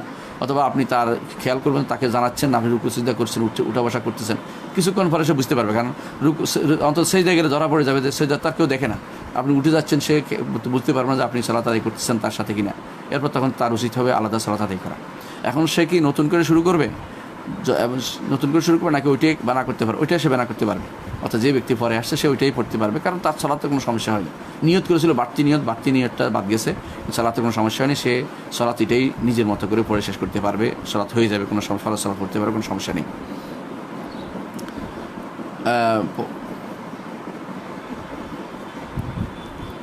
আচ্ছা, পরবর্তী প্রশ্ন হচ্ছে, আমি ইসলাম শরিয়া মোতাবেক বিয়ে করতে চাই, কিন্তু বাবা মা চায় না, যৌতুক নিতে চায়, এখন আমার করণীয় কি? দেখুন, পুরুষ মানুষের নিজেই নিজের ওলি, পুরুষ মানুষ নিজেই নিজের ওলি, নিজের বিয়ে নিজে করতে পারে। বাবা মাকে এই ব্যাপারে স্পষ্ট বলে দিবেন, এখানে হারাম যেটা, হারামকে কখনো প্রশ্রয় দেওয়া জায়েজ নেই। হারামে বাবা মার অনুমোদন করা, বাবা মার কথা মেনে নেওয়া কখনো জায়েজ নেই। রাসূলুল্লাহ সাল্লাল্লাহু আলাইহি ওয়াসাল্লাম বলেছেন, লা তাআতা লিমাখলুকিন ফি মাসিয়াতিল খালিক, কোনো স্রষ্টার অবাধ্য হয়ে কোনো সৃষ্টির আনুগত্য করা যাবে না। বাবা মা যৌতুক নিতে চায়, আপনি নিতে চান না, আলহামদুলিল্লাহ, আপনি নেবেন না, ফেরত দিয়ে দিবেন পুরো টাকা। বাবা মা নিতে চাইলে বাবা মাকে আপনি ওই পর্বে মুঠেই রাখবেন না, আপনি বিয়ে করার পরে নিয়ে আসবেন, এবং এই ব্যাপারে কোনো কথা না বলে স্পষ্ট বলে দিবেন যে আমি কোনো যৌতুক নিব না। আর যৌতুক নিয়ে হারাম, আপনি জানেন যে যৌতুক মানুষের মান সম্মান কমিয়ে দেয়, নিজেকে ছোট হইতে বাধ্য করে। একজন পুরুষ মানুষ সবসময় পুরুষ হিসাবে থাকবে, সে পুরুষ মানুষ বিক্রি হবে না, টাকার কাছে বিক্রি নয়, এবং অসম্মানজনক নিজেকে পরিবারের কাছে অসম্মানজনক হিসেবে নিজেকে উপস্থিত করবে না, নিজে কর্মঠ হবে, কাজ করে খাবে। সাহাবায়ে কেরাম কাজ করতেন, মোটের কাজ করতেন, কেউ বাজারে এটা নিয়ে বিক্রি করতেন, ওটা নিয়ে বিক্রি করতেন, কিন্তু তারা কোনোদিন কারো থেকে টাকা নিয়ে উল্টাটা করেছেন এটা দেখা যায় না। এটা সবচেয়ে নিকৃষ্টতম একটা প্রথা আমাদের সমাজে প্রচলিত, যা হিন্দুদের থেকে আসে, কারণ সেখানে বিয়ের পরে মেয়েরা আর কিছু পায় না, একবারে বিদায় করে দেওয়া হয়। তো সেই জন্য তারা সেটা দিত ফন হিসাবে। ধীরে ধীরে মুসলিম সমাজে ফন বাদ দিয়ে যৌতুক নামে চলে আসছে। এটা হারাম, এটা নেওয়া যাবে না। তো বাবা মার অনুসরণ করা যাবে না, বুঝে বলেন। যদি তারা দেয়, আপনি বাবা মার কারণে দিতে বাধ্য, আপনি সেটা ফেরত দিয়ে দেবেন, তাদেরকে ফেরত দিয়ে দেবেন। যার সম্পদ তার কাছে ফেরত দিলে এটা হচ্ছে আমানত প্রত্যার্পণ করা, এবং আমানত প্রত্যার্পণ ফেরত দেওয়ার সওয়াব পাবেন আপনি, কারণ তাদের সম্পদ তাদের কাছে ফেরত দিয়ে দিয়েছেন, এটা হলো নিয়ম। আপনি সেটা পরিপূর্ণভাবে ফেরত দিয়ে দেবেন। এখন একটা প্রশ্ন হচ্ছে, অনেক সময় অনেকে এমনি দেয়, সেটা আসলে তার অবস্থা দেখবেন। যদি দেখা যায় যে এমনি দেয় একটা প্রথা হয়েছে আসলে যৌতুক নেওয়ার জন্য, চলো এটা নিতে পারবে না, এটা হারাম হবে। আর যদি এমন হয় যে এটা এই সমাজে প্রচলিত আছে, এগুলো ধনী মানুষ, তারা পরিবার সমাজের মধ্যে চেষ্টা চায়, তাদের সন্তানদেরকে প্রোভাইড করতে চায়, মেয়েকে ছেলেকে দিতে চায়, অন্য সন্তানকেও দেয়, তাহলে সেটা নেওয়া জায়েজ হবে। কিন্তু সেটা যেন আপনার আকাঙ্ক্ষা না থাকে, বা এটা সামাজিক অভ্যস্ত এইভাবে এই পদ্ধতিতে যৌতুক দেওয়ার নিয়ম চালু না থাকে, সেটা আপনি খেয়াল করবেন। রাসূলুল্লাহ সাল্লাল্লাহু আলাইহি ওয়াসাল্লাম তার মেয়েকে দিয়েছেন, এই জন্য বলছি, রাসূলুল্লাহ সাল্লাল্লাহু আলাইহি ওয়াসাল্লাম তার মেয়েকে জাঁতা দিয়েছেন, এবং ঘর দূরের জিনিসপত্র দিয়েছেন, পিঁড়ি দিয়েছেন। এতে বোঝা গেল যে যদি কেউ তার মেয়েকে বা মেয়েকে কোনো গৃহস্থালী কাজে সহযোগিতা করে, উইলিংলি, কোনো তারপরে জোর না হয়, কষ্ট না হয়, এমন যদি দেয়, এবং সে দিতে চায়, এই জন্য যে দিলে তার মেয়েরা ভালো থাকবে, ছেলে ভালো থাকবে, ছেলে সহযোগিতা করতে চায়, তাহলে সেটা অন্যরা যেভাবে সহযোগিতা করলে জায়েজ, সেভাবে শ্বশুরবাড়ি থেকে সহযোগিতা নেওয়া তার জন্য জায়েজ হবে, না জায়েজ নয়। আর মেয়ে যদি নিজে তার সম্পদ থাকে সেটাও নিয়ে আসে, স্বামীকে সেটা খাওয়ায়, সেটাও জায়েজ আছে, কারণ মেয়ের জন্য সম্পদশালী মেয়ে দেখে বিয়ে করতে রাসূলুল্লাহ সাল্লাল্লাহু আলাইহি ওয়াসাল্লাম নির্দেশনাও দিয়েছেন। সুতরাং এটাতে দোষের কিছু নাই। আশা করি বিষয়টি বুঝছেন। পরবর্তী প্রশ্ন হচ্ছে, অনেক চেষ্টা করার পরেও ডিমান্ড ছাড়া বিয়ে হয় না, এখন কি ডিমান্ড দিয়ে বিয়ে দেওয়া যাবে? ডিমান্ডটা কি বুঝে আসে নাই আমার, অর্থাৎ আমার মনে যৌতুকের কথাই বলছেন। যদি আপনি বিয়ে দিতে হয়, কারণ মেয়েদেরকে বিয়ে দিতেই হয়, মেয়েদেরকে বিয়ে আটকে রাখা যায় না, তো আপনি ডিমান্ড দিয়ে যদি বিয়ে দেন, আপনার বিয়েটা হয়ে যাবে, তার ডিমান্ড নেওয়াটা গুনাহ হবে। আর আপনি যেহেতু উইলিংলি দিচ্ছেন না, আপনারটা তার গুনাহ হবে, আপনার গুনাহ হবে না, কারণ আপনি তো বাধ্য হয়ে গেছেন এখন, কারণ কোথাও বিয়ে দিতে পারছেন না ডিমান্ড ছাড়া। এখন যেখানে ডিমান্ড দিয়ে বিয়ে দেন, আপনার গুনাহ হবে না, আপনি এখন বাধ্য হয়ে গেছেন, এই জন্য আপনার জন্য কোনো গুনাহ হবে না। কিন্তু যারা নিচ্ছে তাদের গুনাহ হবে, এবং তারা সেটা ফেরত না দেওয়া পর্যন্ত তাদের সেই গুনাহ কখনো থেকে মুক্ত হতে পারবে না, কারণ বান্দার হক বান্দার কাছে ফেরত দিতে হয়। এই জন্য যৌতুক নিলে যৌতুক ফেরত দিয়ে দিতে হবে, যৌতুকটা ফেরত দিয়ে দিতে হবে। তার যতক্ষণ পর্যন্ত না এটা আপনার বাড়ি থাকবে, অর্থাৎ যে যতক্ষণ পর্যন্ত এটা যৌতুক নিয়ে এসে চলাফেরা করতে, যৌতুক নিয়ে চলছে, যৌতুক দেখাচ্ছে, ততক্ষণ পর্যন্ত গুণের ভিতরে সে লিপ্ত রয়েছে। যতক্ষণ পর্যন্ত না এটা তার আসল মালিককে ফেরত দেওয়া হবে। হারাম কখনো জোর করে কোনো কিছু আনলে বা বাধ্য করে কোনো কিছু আনলে সেটা কখনো হালাল হয়ে যায় না, সেটাকে তার জায়গায় ফেরত দিতে হবে। তাহলে ডিমান্ড করে ছাড়া বিয়ে হচ্ছে না, বিয়ে দিতে পারছেন না, ডিমান্ড দিয়ে দেন। পরবর্তী এটা আপনার জন্য আপনি বাধ্য হয়ে করছেন, আপনার গুনাহ হবে না, আপনার গুনাহ হবে না। এমনকি কেউ যদি এই বিয়ে সহযোগিতাও করে আপনাকে, তো তাকে বলবেন যে আমাকে সহযোগিতা করেন, আপনি ডিমান্ডের কথা বলবেন না তাকে। তো আপনার সহযোগিতার কারণে আপনি কিনে নিতে পারবেন, কিন্তু তাকে যদি সে জেনে শুনে যদি কোনো সেও যৌতুকের মধ্যে সহযোগিতা করে, এটা জায়েজ হবে না তার জন্য, কারণ সে অন্যায় সহযোগিতা করতে পারে না। আপনাকে বিয়েতে সহযোগিতা করুক, আপনি সেটা যদি কোনো যৌতুকে দেন, আপনি বাধ্য হলে গুনাহ হবে না, আর ইচ্ছা করে দিলে গুনাহ হবে, যৌতুক হিসাবে দিবেন না। যদি মন খুশি করে কাউকে দেন সেটা জায়েজ আছে। দুনিয়ার সবাই সন্তানদেরকে, মেয়েদেরকে, বাচ্চাদেরকে, ছেলেদেরকে সবসময় কিছু দিয়ে খুশি করতে চায়, সেই হিসেবে খুশি করে যায়। পরবর্তী প্রশ্ন হচ্ছে, আমি জানি আদ ও লুত সম্প্রদায়ের নামে একটি সম্প্রদায় ছিল। আমার প্রশ্ন হচ্ছে, তারা একটি অঞ্চল জুড়ে ছিল নাকি পুরো পৃথিবীতে ছিল? যদি তা না হয় তাহলে তাদের সময়কালে পৃথিবীতে অন্যান্য স্থানে কারা ছিল? দেখুন, পৃথিবী পুরোটা আবাদ একসময় হয়নি। পৃথিবী আবাদ হয়েছে খুব ধীরে ধীরে, পৃথিবী আবাদ হয়েছে খুব ধীরে ধীরে। আপনি জানেন যে এক সময় আমেরিকাতে ছিল না, মানুষ ছিল না। পরবর্তীতে রেড ইন্ডিয়ানরা গেছে, পরবর্তীতে বিভিন্ন দেশ থেকে লোক আইনা সেটা পুরাইছে, এখন সে ভর্তি হয়েছে। এমন এক সময় ছিল যখন এক এক এলাকায় মানুষ ছিল 15-20 জন করে, ঘর বাড়ি ছিল দূর দূরান্তে, মানুষ একখান থেকে আরেকখান যাওয়ার সময় ভয় পাইত, এরকম অবস্থা ছিল। এর অর্থ হচ্ছে ওই সময়ে নূহ আলাইহিসসালামের পরের কওমই হচ্ছে কওমে লুত, কওমে আদ। নূহ আলাইহিসসালামের পরের জাতি হচ্ছে কওমে আদ। তো ওই সময়ে কিন্তু ওই আরব এলাকা পরিপূর্ণভাবে মানুষ ছিল, আরব এলাকাতে মানুষ ছিল, দূর দূরান্তে ছিল, খুব কাছে কিনে ছিল না। এই জন্য তারা দোয়া করতে, আল্লাহ বা'আদ বাইনা আসফারিনা, এরকম দোয়া করছে পরবর্তীদের মধ্যে আসে, যারা এরাম অনেক পরে আসে। এর অর্থ হচ্ছে এক সময় পৃথিবী পুরোপুরি আবাদ ছিল না। আল্লাহ তাআলা আদম আলাইহিসসালামের সন্তানদের দিয়ে পৃথিবী আবাদ করেছেন, আবার ধ্বংস করে দিয়েছেন। যেখানে যেখানে মানুষ ছিল সবগুলোকে ধ্বংস করে দিয়েছেন একটা মহাপ্লাবনে নূহ আলাইহিসসালামের সময়। তখন বাকি ছিল জাআলনা যুররিয়াতাহুমুল বাকিন, একমাত্র নূহের সন্তানরাই বাকি ছিল। তো নূহের সন্তানরা তখন কোথায় ছিল? তারা মেসোপটেমিয়া সভ্যতা নামে যে সভ্যতা আপনি শুনেন, যে ইরাকের সভ্যতা, যেটা অর্থাৎ সেখানে তারা বসবাস করত। সেখানে এখনও সুখ সামানিন একটা জায়গা আছে, যে 80 জন নাম ছিল, যে নৌকা থেকে তাদের জায়গা আছে। সেখান থেকে তারা একটা অংশ চলে আসে ভারতে, একটা অংশ ইউরোপে, একটা অংশ বিভিন্ন জায়গায় ছড়িয়ে পড়ে। তো আদ সম্প্রদায় তারা ছিল আরবিয়ান এলাকায়, এদেরকে বলা হচ্ছে আরবে বায়েদা বা ধ্বংসপ্রাপ্ত আরব। তো আরবিয়ান এই এলাকাটা বর্তমানে আহকাফ অর্থ এখন রুবুল খালি বলা হয়। ইয়েমন এবং সৌদি আরবের মাঝখানে বিরাট এলাকা খালি আছে, ওই খালি এলাকাতে এখনও নাম হচ্ছে রুবুল খালি বা খালি 1/4। খালি 1/4 এই এলাকাতে এখন এদের বসবাস ছিল। আল্লাহ তাআলা কোরআন কারীম বলেছেন, ওয়াজকুর আখা আদিন ইদ আনযারা কওমাহু বিল আহকাফ, যে আখা আদকে স্মরণ করুন, যিনি তার আহকাফে তাদের কওমকে ভয় দেখিয়েছিলেন, ভীতি প্রদর্শন করেছেন, আল্লাহর ভয় দেখিয়েছিলেন। হুদ আলাইহিস সালাম তাদের মধ্যে প্রেরিত হয়েছিলেন। ওই এলাকা সেখানে আবাদ ছিল তারা। অন্যান্য এলাকায় কি মানুষ ছিল? অবশ্যই ছিল। অন্য এলাকায় কী ছিল আল্লাহ আমাদের উল্লেখ করেন না, এই জন্য আমরা এখানে চুপ থাকি, আমরা এখানে একেবারে নাই বলি না। কারণ হচ্ছে আদ পরে আসছে। এর অর্থ হচ্ছে আদ ছাড়াও নূহের বংশধরদের মধ্যে অনেকে বিভিন্ন জায়গায় চলে গেছে, এটা বিভিন্ন জায়গায় পাওয়া যায়। এমনকি কেউ কেউ বলে হরপ্পা মহেঞ্জোদারো সভ্যতা যে এটা ছিল, ওইটা নূহের সন্তানদের মধ্যে ছিল। এবং কেউ কেউ বলে আরব, আমাদের দেশ বা ভারতবর্ষে যে সমস্ত প্রাচীন পাওয়া যায় নিদর্শন, যেমন প্রাচীন যারা এসে বসবাস করেছে, প্রাচীন যারা বসবাসকারীরা, এরা প্রথম যারা আসছে এই দেশে, নূহের সন্তানদের মধ্যে তার আত্মীয় স্বজন যারা আসছে বা তার সন্তানদের মধ্যে যারা আসছে, এরা এই দেশে বসবাস করেছিল। এটা প্রথম দফা। দ্বিতীয় দফাতে আসছে আর্যরা।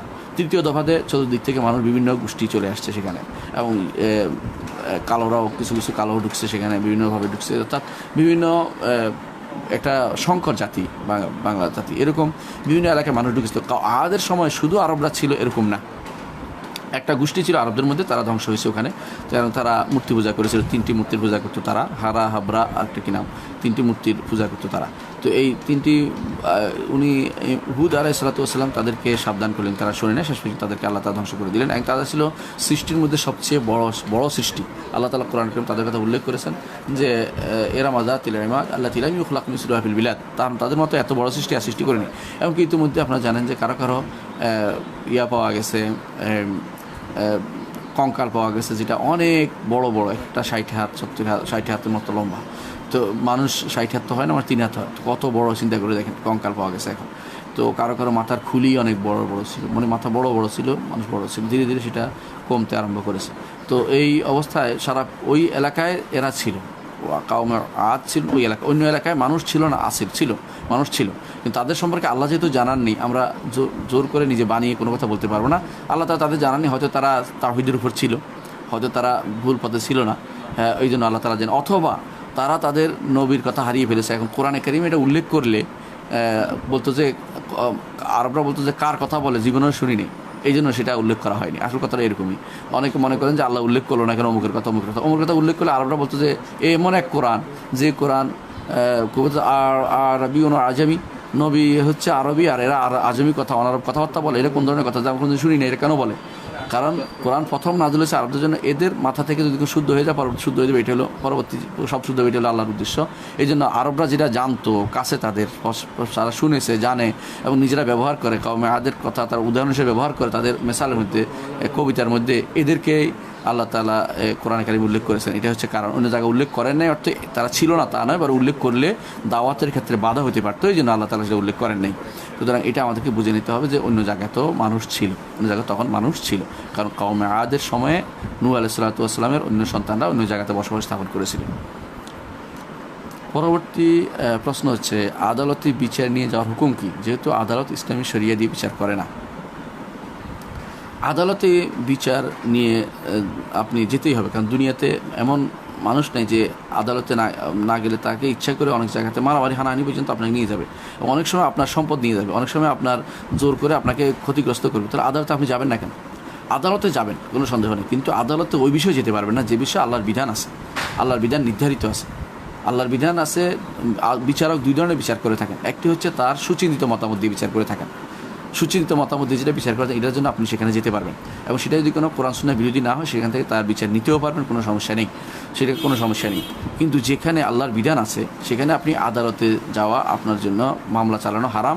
সেখান থেকে আদালত কিছু নিলে সেটা কোনো দায়িত্ব, কোনো একটা হক দিয়ে দিলে, অধিকার দিয়ে দিলেও সেটা নেওয়া হারাম হবে। কারণ রাসূলুল্লাহ সাল্লাল্লাহু আলাইহি ওয়াসাল্লাম বলেছেন যে তোমরা, আমি একজন মানুষ, তোমরা আমার কাছে ঝগড়া করতে আসো, তোমাদের কেউ তার প্রমাণ প্রতিষ্ঠায় খুব ভালো পারো, কেউ প্রমাণ প্রতিষ্ঠায় ভালো পারো না। আমি যে প্রমাণ প্রতিষ্ঠা করছে দেখি তার কথা অনুসারে বিচারটা করে দেয়। যে কেউ দেখবে যে আমি বিচারটা করেছি না হক, সে এটা নিলে সে যেন এই হক, এই যেটা নিয়েছে সেটা যেন জাহান্নামের একটি অঙ্গার নিয়েছে, আগুনের একটি কয়লা নিয়েছে, জাহান্নাম থেকে জিনিস নিয়ে জাহান্নাম নিয়েছে। এগুলি রাসূলুল্লাহ সাল্লাল্লাহু আলাইহি ওয়াসাল্লাম বলেছেন, নার বলেছেন, অর্থাৎ আগুন, সেটা জাহান্নাম হয়তো দুনিয়ার আগুন হতে পারে, তো আগুন হিসেবে নিয়েছে, অর্থাৎ সে যেন আগুনের কয়লা যেন হাতে নিল। এটা হাদিস, এটা বিশুদ্ধ অর্থ অনুবাদ হতে পারে, অথবা এমন হতে পারে জাহান্নামের থেকে নিচ্ছে, জাহান্নামে যাওয়ার পথ তৈরি করছে, এটা হতে পারে। এর অর্থ হচ্ছে এই লোকটি, বোঝা গেল যারাই এই জাতীয় না, যেটা হক না হকটা নিবে, বিচারের দোহাই দিয়ে যে বিচারে তো আমাকে দিছে, সেটা নিয়ে তার জন্য জায়েজ হবে না, সে জানে যে এটা না হক। সুতরাং কেউ যদি জানেন, ধরেন আপনি কোর্টে গেলেন এই জন্য যে আপনার বাপ মারা গেছে দাদার জীবদ্দশায়, আপনি নাতি হিসেবে আপনি বাপের হক চাচ্ছেন, আপনার চাচাদের মতো হক চাচ্ছেন, এরকম তো আপনি কোর্টে যান, তো আপনি প্রথম দিনেই ঈমান হারা হয়ে গেছেন। কোর্ট যদি দেয় সেটা গ্রহণ করার কারণে ঈমান হারা হয়ে গেছে, আর যে কোর্টে বিচার করবে সেও ঈমান হারা হয়ে গেছে। তাহলে আপনি বুঝতে পারছেন যে এই সমস্ত মাসালা যেগুলো আল্লাহর বিধান নির্ধারিত, সেখানে যদি কোনো ব্যক্তি কোর্টে যায় বিচার চাইতে, তাহলে তার ঈমান চলে যাবে। আর কোনো ব্যক্তি কোনো বিচারটা নেয় জানার পর তারও ঈমান চলে যাবে, সে মুশরিক হয়ে যাবে। অর্থাৎ তারা মুশরিক এবং কুফরি, কাফের এবং মুশরিকের চেয়ে কোনো অংশে কম নয়, বড় কাফের এবং বড় মুশরিক হয়ে যাবে। সে তার ঈমান হারা হয়ে যাবে, তার স্ত্রী আলাদা হয়ে যাবে, সে মুরতাদ হয়ে যাবে। তার মুসলিমদের কবরস্থানে এই ব্যবস্থা মারা গেলে তওবা না করে হক ফেরত না দিয়ে তওবা না করলে এই অবস্থা মারা গেলে মুসলিমদের কবরস্থানে তার দাফন জায়েজ হবে না, মুসলিমদের জানাজা সে পাবে না, মুসলিমদের দোয়া সে পাবে না, এবং মুসলিমদের এর সাথে তার কোনো ঘর সংসার হতে পারবে না, কোনো মুসলিম নারীর সাথে অথবা নারী হলে পুরুষের সাথে তার কোনো ঘর সংসার হতে পারবে না। তো আপনি বুঝতে পারছেন যে যেখানে আল্লাহর আইন নির্ধারিত আছে সেই জায়গাতে অন্য কোনো আইনের যদি কোনো বিচার করতে যায় তাহলে সেটা হবে তার জন্য কুফরি এবং শিরকি, এবং সেটা তার জন্য ঈমান হারা হয়ে যাবে। আর যদি এমন জিনিস হয় যেখানে তার বিচার যাইতেই হচ্ছে, যেমন পরস্পর হানাহানি মারামারি করছে, এটা কিন্তু কোরআনে বলে নাই, হাদিসও বলে দেয় নাই যে কী বিচার করতে হবে। বিচারটা করবে, কয়টা বেত্রাঘাত দিতে ইমাম সাহেব তো চিন্তা ভাবনা করে দেবেন, কয়দিন জেল দেবেন ইমাম সাহেব চিন্তা ভাবনা করে দেবেন, কোন হুকুম দিবেন, কোন অংশ কাকে দুই জায়গা নিয়ে ঝগড়া হয়েছে, কোন অংশ কী করবেন, লোক পাঠাইয়ে তাকে ভাগ করে দেবেন। এগুলোর জন্য যদি আপনি কোর্টে না যান তাহলে আপনার হক লঙ্ঘিত হবে, হক সমস্যা হবে, হক গ্রহণ করা যাবে না, এবং মানুষ একে অপরের হক নিয়ে যাবে। এই জন্য রাসূলুল্লাহ সাল্লাল্লাহু আলাইহি ওয়াসাল্লাম বলেছেন, লাউ উতিয়া নাস বিদাওয়াহুম, যদি মানুষকে তার দাবি অনুসারে দেয়া হতো, লাদ্দা উনাসুন আমওয়ালান নাস ওয়া আরাদাহুম, তাহলে কিছু মানুষের সম্পদ, মানুষের ঈমান, মানুষের ইয়া নিয়ে, তাদের সম্মান নিয়ে, সম্পদ এবং সম্মান নিয়ে যেত, জোর করে নিয়ে যেত। এই জন্য রাসূল এরপর বলেছেন, ওয়ালাকিন্নাল বায়্যিনাতু আল মুদ্দাঈ, যে দাবি করবে সে প্রমাণ নিয়ে আসবে, আর যে অস্বীকার করবে যে আমার নয় সে শপথ করতে পারবে। তাহলে এটা ইসলামের নীতি, সেই নীতি যে যেখানে সরাসরি বিচার আল্লাহর নিয়ম আছে সেটা বাস্তবায়ন করার জন্য এটা ফরজ হচ্ছে, একজন বিচারকের ফরজ হচ্ছে আল্লাহর নিয়মের বাইরে কোনো বিচার না করা। করলে তিনি ইমানদার থেকে নাম থেকে বেরিয়ে যাবে, তার নিয়ম, তার কাফের হয়ে যাবেন, মুশরিক হয়ে যাবেন। আর যিনি নিচ্ছেন এই জেনে শুনে যে এটা আল্লাহ শরীয়তের বিরোধী, তারাও ইমান হারা হয়ে যাবেন, তার জন্য সেটা নেওয়া জায়েজ হবে না। এমনি আপনি বিচার চাইতে পারেন, যে কোনো বিচার আপনি চাইবেন শরীয়তের বিচার অনুসারে বিচার চাইবেন, এবং শরীয়ত অনুসারে বিচার যেন করা হয়। আর কিছু জিনিস ইমাম সাহেব, এই সাহেব, বিচারক সাহেব, তিনি তার যেখানে তিনি দেখবেন যে এখানে সরাসরি শরীয়তের বিরোধী হচ্ছে না, শরীয়তের বিরোধী কোনো বিধান নয়, বরং দুনিয়ার ফেতনা ফাসাদ ঝগড়া বন্ধ করার জন্য তিনি তার সুস্থ বিবেক দিয়ে চিন্তাভাবনা করে যেটা দেওয়া যায় সেটা দেওয়ালে তিনিও ইমানদার থাকবেন, কোনো সমস্যা হবে না, এবং আপনিও নিতে পারবেন, সেটাতে কোনো সমস্যা নেই। সুতরাং সব ব্যাপকভাবে বলা যাবে না, ব্যাপকভাবে নেওয়া যাবে না, ব্যাপক অস্বীকার করা যাবে না, ব্যাপকভাবে নেওয়া যাবে না, ব্যাপক অস্বীকার করা যাবে না। এটা প্রত্যেকটা হচ্ছে কোন জিনিস চাচ্ছেন সেটার উপর নির্ভর করবে, কোন জিনিসের বিচার চাচ্ছেন। এখন প্রশ্ন হচ্ছে, ধরেন চোরের হাত কাটা বিধান, এখন যদি আপনি কোর্টে না যান আপনার চুরি বন্ধ হবে না, কারণ চোরের একটা বিচার থাকা দরকার আছে। আপনি জানেন সে বাইরে থাকলে আপনাকে আলো জ্বালাবে, এখন আপনি কি সেটা নিতে পারবেন কিনা? হাত কাটে নাই, তারা 6 মাসে জেল দিছে, আপনি খুশি হতে পারবেন কিনা? আপনি খুশি হতে পারবেন না। হাত কাটে না, এটা প্রমাণিত হওয়ার পর যে হাত না কাটে আপনি খুশি হতে পারবেন না। তিনি বিচার করলে তিনি গুনাহগার হবেন, কিন্তু আপনাকে সেটার বিরোধিতাও করবেন না, কারণ হচ্ছে অন্তত যেটা পুরোটা করতে পারে নাই তিনি আপনার এই সমাধান করতে পারেন নাই শরিয়া মোতাবেক, কিন্তু তিনি যেটা করেছেন এটার মাধ্যমে কিছুদিন তো আপনি শান্তিতে থাকতে পারবেন। এটা না করলে পরস্পর হানাহানি বেড়ে যাবে। এই জন্য আপনি যদি কোনো অ্যাভয়েড করে চলেন পুরোপুরি, যে আমি কোনোদিন কোর্টেই যাব না যেতে পারলে আলহামদুলিল্লাহ, কিন্তু বিপদে পড়লে আপনাকে যদি কোর্টে যান এটা গুনাহ হবে না। তো আপনার নিয়ত থাকতে হবে যে আমি শরিয়া মোতাবেক চাচ্ছি, শরিয়া মোতাবেক না দিলে আমি সেটা নিব না, সে যদি দেয় যত কিছুই দেয় আমি সেটা নিব না, সে তার গুনাহ হবে। আপনি শরিয়া মোতাবেক চান, তার কাছে শরিয়া মোতাবেক চান, যেখানে আপনি জানেন যে এটা শরিয়া মোতাবেক, যখন আপনি জানবেন যে আপনি যেটা চাচ্ছেন, যে এই জিনিসটা আপনার জন্য আপনি চাচ্ছেন এই জিনিসটা শরিয়া মোতাবেক বিচার করা হবে না, সেখানে তার কাছে যাওয়া জায়েজ হবে না, কারণ সেটা আপনাকে কয়েকটা গুনাহ করে, একটা হচ্ছে এমন জিনিস দিবে নিজেও মুশরিক হয়ে যাবে, আপনাকেও মুশরিক বানাবে, নেওয়ার জন্য বাধ্য করবে, এবং সে আল্লাহর শরিয়ার বিরোধী কর্মকাণ্ড দুনিয়াতে প্রচলন করবে, যেটা কখনও কোনো ইমানদারের পক্ষে সেটা মেনে নেওয়া জায়েজ নাই। কারণ আল্লাহ তাআলা বলছেন, ওয়া লাম ইয়াহকুম বিমা আনজালাল্লাহু ফাউলাইকা হুমুল কাফিরুন, যে ব্যক্তি আল্লাহর বিধান অনুযায়ী বিচার করে না সে কাফের। এবং আল্লাহ তাআলা কোরআনে কারীম বলছেন, আফা হুকমাল জাহিলিয়াতি ইয়াবগুন ওয়া মান আহসানু মিনাল্লাহি হুকমান লিকাওমিন ইউকিনুন, তারা কি জাহিলিয়াতের বিধান চায়? আল্লাহর বিধান ছাড়া সবটাই জাহিলিয়াত। আল্লাহর বিধান ছাড়া ইউরোপ আমেরিকার আইন, ফ্রান্সের আইন, ফরাসি আইন, দেশীয় আইন, অমুক আইন, কাস্টমারি ল, যত নামে দেখ না কেন সবই জাহিলিয়াত। এগুলি আফা হুকমাল জাহিলিয়াতি ইয়াবগুন, তারা কি জাহিলিয়াতের বিধান চাচ্ছে? ওয়া মান আহসানু মিনাল্লাহি হুকমান লিকাওমিন ইউকিনুন, যারা ইয়াকিন রাখে, দৃঢ় বিশ্বাস রাখে, তাদের জন্য আল্লাহর বিধান ছাড়া এর চেয়ে উত্তম কোনো বিধান হতে পারে না। যারা ইমানদার কখনো অন্য কোনো বিধানে খুশি হতে পারে না। আল্লাহ তাআলা কোরআন কারীমে আরো বলেছেন, ইনাল হুকমু ইল্লা লিল্লাহ, আমার আল্লাহ তা'বুদু ইল্লা ইয়া, বিচার তো আল্লাহর, আর আল্লাহ তিনি ব্যতীত আর কেউ এই বিচার দিতে পারে না। রাসূলুল্লাহ সাল্লাল্লাহু আলাইহি ওয়াসাল্লাম বলেছেন, ইন্নাল্লাহু ওয়াল হাকাম ওয়া ইলাইহিল হুকুম, আল্লাহ তাআলাই তিনি বিচারক, মহাবিচারক, তিনি তার কাছেই বিচার নিতে হবে। কোরআন কারীমে আল্লাহ তাআলা বলেছেন, আলা লাহুল খালকু ওয়াল আমরু, সাবধান, সৃষ্টিও তার, বিধানও তার, নির্দেশও তার চলবে। সুতরাং আমরা আল্লাহর নির্দেশের বাইরে অন্য কারো কাছে হক আল্লাহর বিধানের বিষয়ে কোনো বিচার চাইতে পারবো না, চাইলে ইমান হারা হয়ে যাবে, নিলেও ইমান হারা হবে, চাইলেও ইমান হারা হবে, যেখানে তারা জানেন যে আপনার বিধানের বাইরে সে চাচ্ছে। এমন কথা বলতে পারবেন যেটার কারণে আপনার বিচার চাচ্ছে না, কিন্তু অন্তত আপনার অন্যায় ঠেকানো যাচ্ছে, এরকম কাজ তাদের কাছে চাইতে পারবেন যে আমার যেন আমার এই যে চুরি করে, এই যে মারামারি করে, হানাহানি করে জেলে থাকলে আমার বিপদ থেকে উদ্ধার পাবো, এটা করতে পারেন। এটা বিচার চাওয়া নয়, এটা হচ্ছে আপনি বাঁচার একটা তার কৌশল অবলম্বন করছেন, সেজন্য আপনাকে আক্রমণ না করা। যদি কোনো বলেছে আল্লাহর বিচার অনুসারে তাকে শাস্তি দেওয়া হোক, দিবেন আপনি জানেন, তাহলে ওই শাস্তি আপনি ওইটার জন্য আপনি কোর্টও যেতে পারবেন না, এটার জন্য কোর্টও যেতে পারবেন না। তাহলে কোর্টে কখনো কোনো জুলুম থেকে বাঁচার জন্য যেতে পারবেন, কিন্তু আল্লাহর বিচার যখন জানবেন যে আল্লাহ তাআলার নিয়ম অনুসারে বিচার করা হচ্ছে না, সেই বিষয়ে আপনি কোর্টে গেলে আপনারও ইমান যাবে, যে বিচার করবে তারও ইমান চলে যাবে, সে মুশরিক এবং কাফেরে পরিণত হবে, বড় শিরক এবং বড় কুফরিতে পড়ে যাবে। আশা করি বিষয়টি বুঝতে পারছেন। প্রশ্ন করেছেন, আমি সবেমাত্র গ্র্যাজুয়েশন করেছি, আমি জানি ব্যাংকে চাকরি হালাল নয়, কিন্তু যেহেতু আমি কম্পিউটার সায়েন্স থেকে পড়াশোনা করেছি, সেক্ষেত্রে বাংলাদেশ ব্যাংকের আইটি সেক্টরে সহকারী আইটি অফিসার হিসেবে অ্যাপ্লাই করে যদি আল্লাহর রহমান চাকরি হয়, তাহলে কি সেটা হালাল হবে? দেখুন, বাংলাদেশ ব্যাংক কোনো সুদী ব্যাংক না, বাংলাদেশ ব্যাংক সুদী ব্যাংকগুলি পরিচালনা করে। তো একটা জিনিস বেশ কম আছে, একটা হচ্ছে ব্যাংক হচ্ছে রাষ্ট্র পরিচালনার একটা যন্ত্র, যেখানে লাগবেই ব্যাংক, এটা সুদ না হলেও লাগবে আপনার এটা। অর্থাৎ বাংলাদেশ ব্যাংক এমন জিনিস নয় যে এটা আয়ের উৎস বা আয়ের খাত নয়, এটা হচ্ছে পুরো রাষ্ট্রকে পরিচালনা করে। সেখানে আপনার সেক্টরে যদি কোনো আপনার সেক্টরে সুদের কোনো কাজ কারবার না থাকে, আইটি সেক্টর হয়তো, তাহলে আপনার সঙ্গে সেটা যাই যাবে। কিন্তু ধরেন যে সমস্ত শাখা প্রশাখা ব্যাংকগুলো আছে, সুদের ব্যাংক, সেগুলোতে আপনার শুধু চাকরি করা যাবে না, কারণ তারা পুরোটাই ব্যবহার করছে সুদকে প্রমোট করার জন্য, সুদে চালানোর জন্য। তো বাংলাদেশ ব্যাংকের ব্যাপারটা বিভিন্ন সাইড আছে বাংলাদেশ ব্যাংক, কখনও কেউ টাকার সাইড ব্যবহার করে, কেউ টাকশালা অংশ দেখে, কেউ আইটি অংশ দেখে, কেউ বিভিন্ন অংশ আছে। শুধু বাংলাদেশ ব্যাংকের যে অংশটুকু সুদের সাথে সরাসরি জড়িত, সে অংশটুকু চাকরি করতে পারবেন না। যেখানে আপনি কম্পিউটার সায়েন্স যদি কোনো আইটি সেক্টরে চাকরি করেন, সেখানে যদি কোনো তাদের হিসাব নিকাশ রাখেন, এবং তারা সাধারণত কাউকে লোন দেয়ও না, ঋণ দেয়ও না, ঋণ নেয়ও না, সেই যে কারণে আপনি সেখানে আমার বিশ্বাসে চাকরি করতে পারবেন।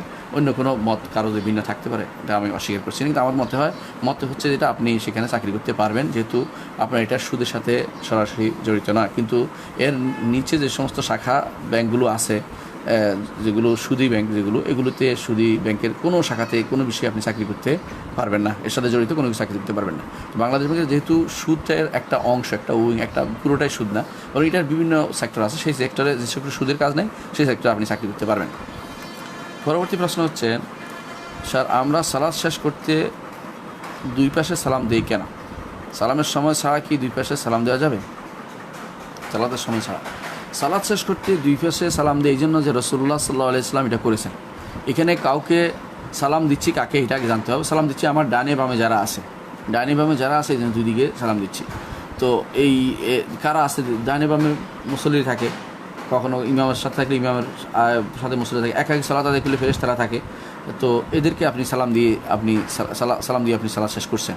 কিন্তু যখন আপনি সালাতে থাকবেন না, তখন দুই পাশে কোন দুই পাশে তখন আপনি সালাম দিবেন, তখন তার দুই পাশের কিছু বসারও নাই, কেউ নাই, আপনি এমন নয় যে একাগ্রচিত্তে কোথাও দাঁড়িয়ে আছে, এরকম কিছু না। আর এইভাবে রসুল শিক্ষানো নেই। মূল কথা এটাই, রাসূলুল্লাহ সাল্লাল্লাহু আলাইহি ওয়াসাল্লাম সালাম দিতে বলেছেন, সালাম দিবেন যদি কেউ দেখতে পান, না দেখলে শুধু আপনি রাস্তার মধ্যে সালাম দিবেন না, আসসালামু আলাইকুম আসসালাম। আর এখানে দেখেন সালাতের মধ্যে এখানে কেউ না দেখলেও আপনি সালাম দিবেন।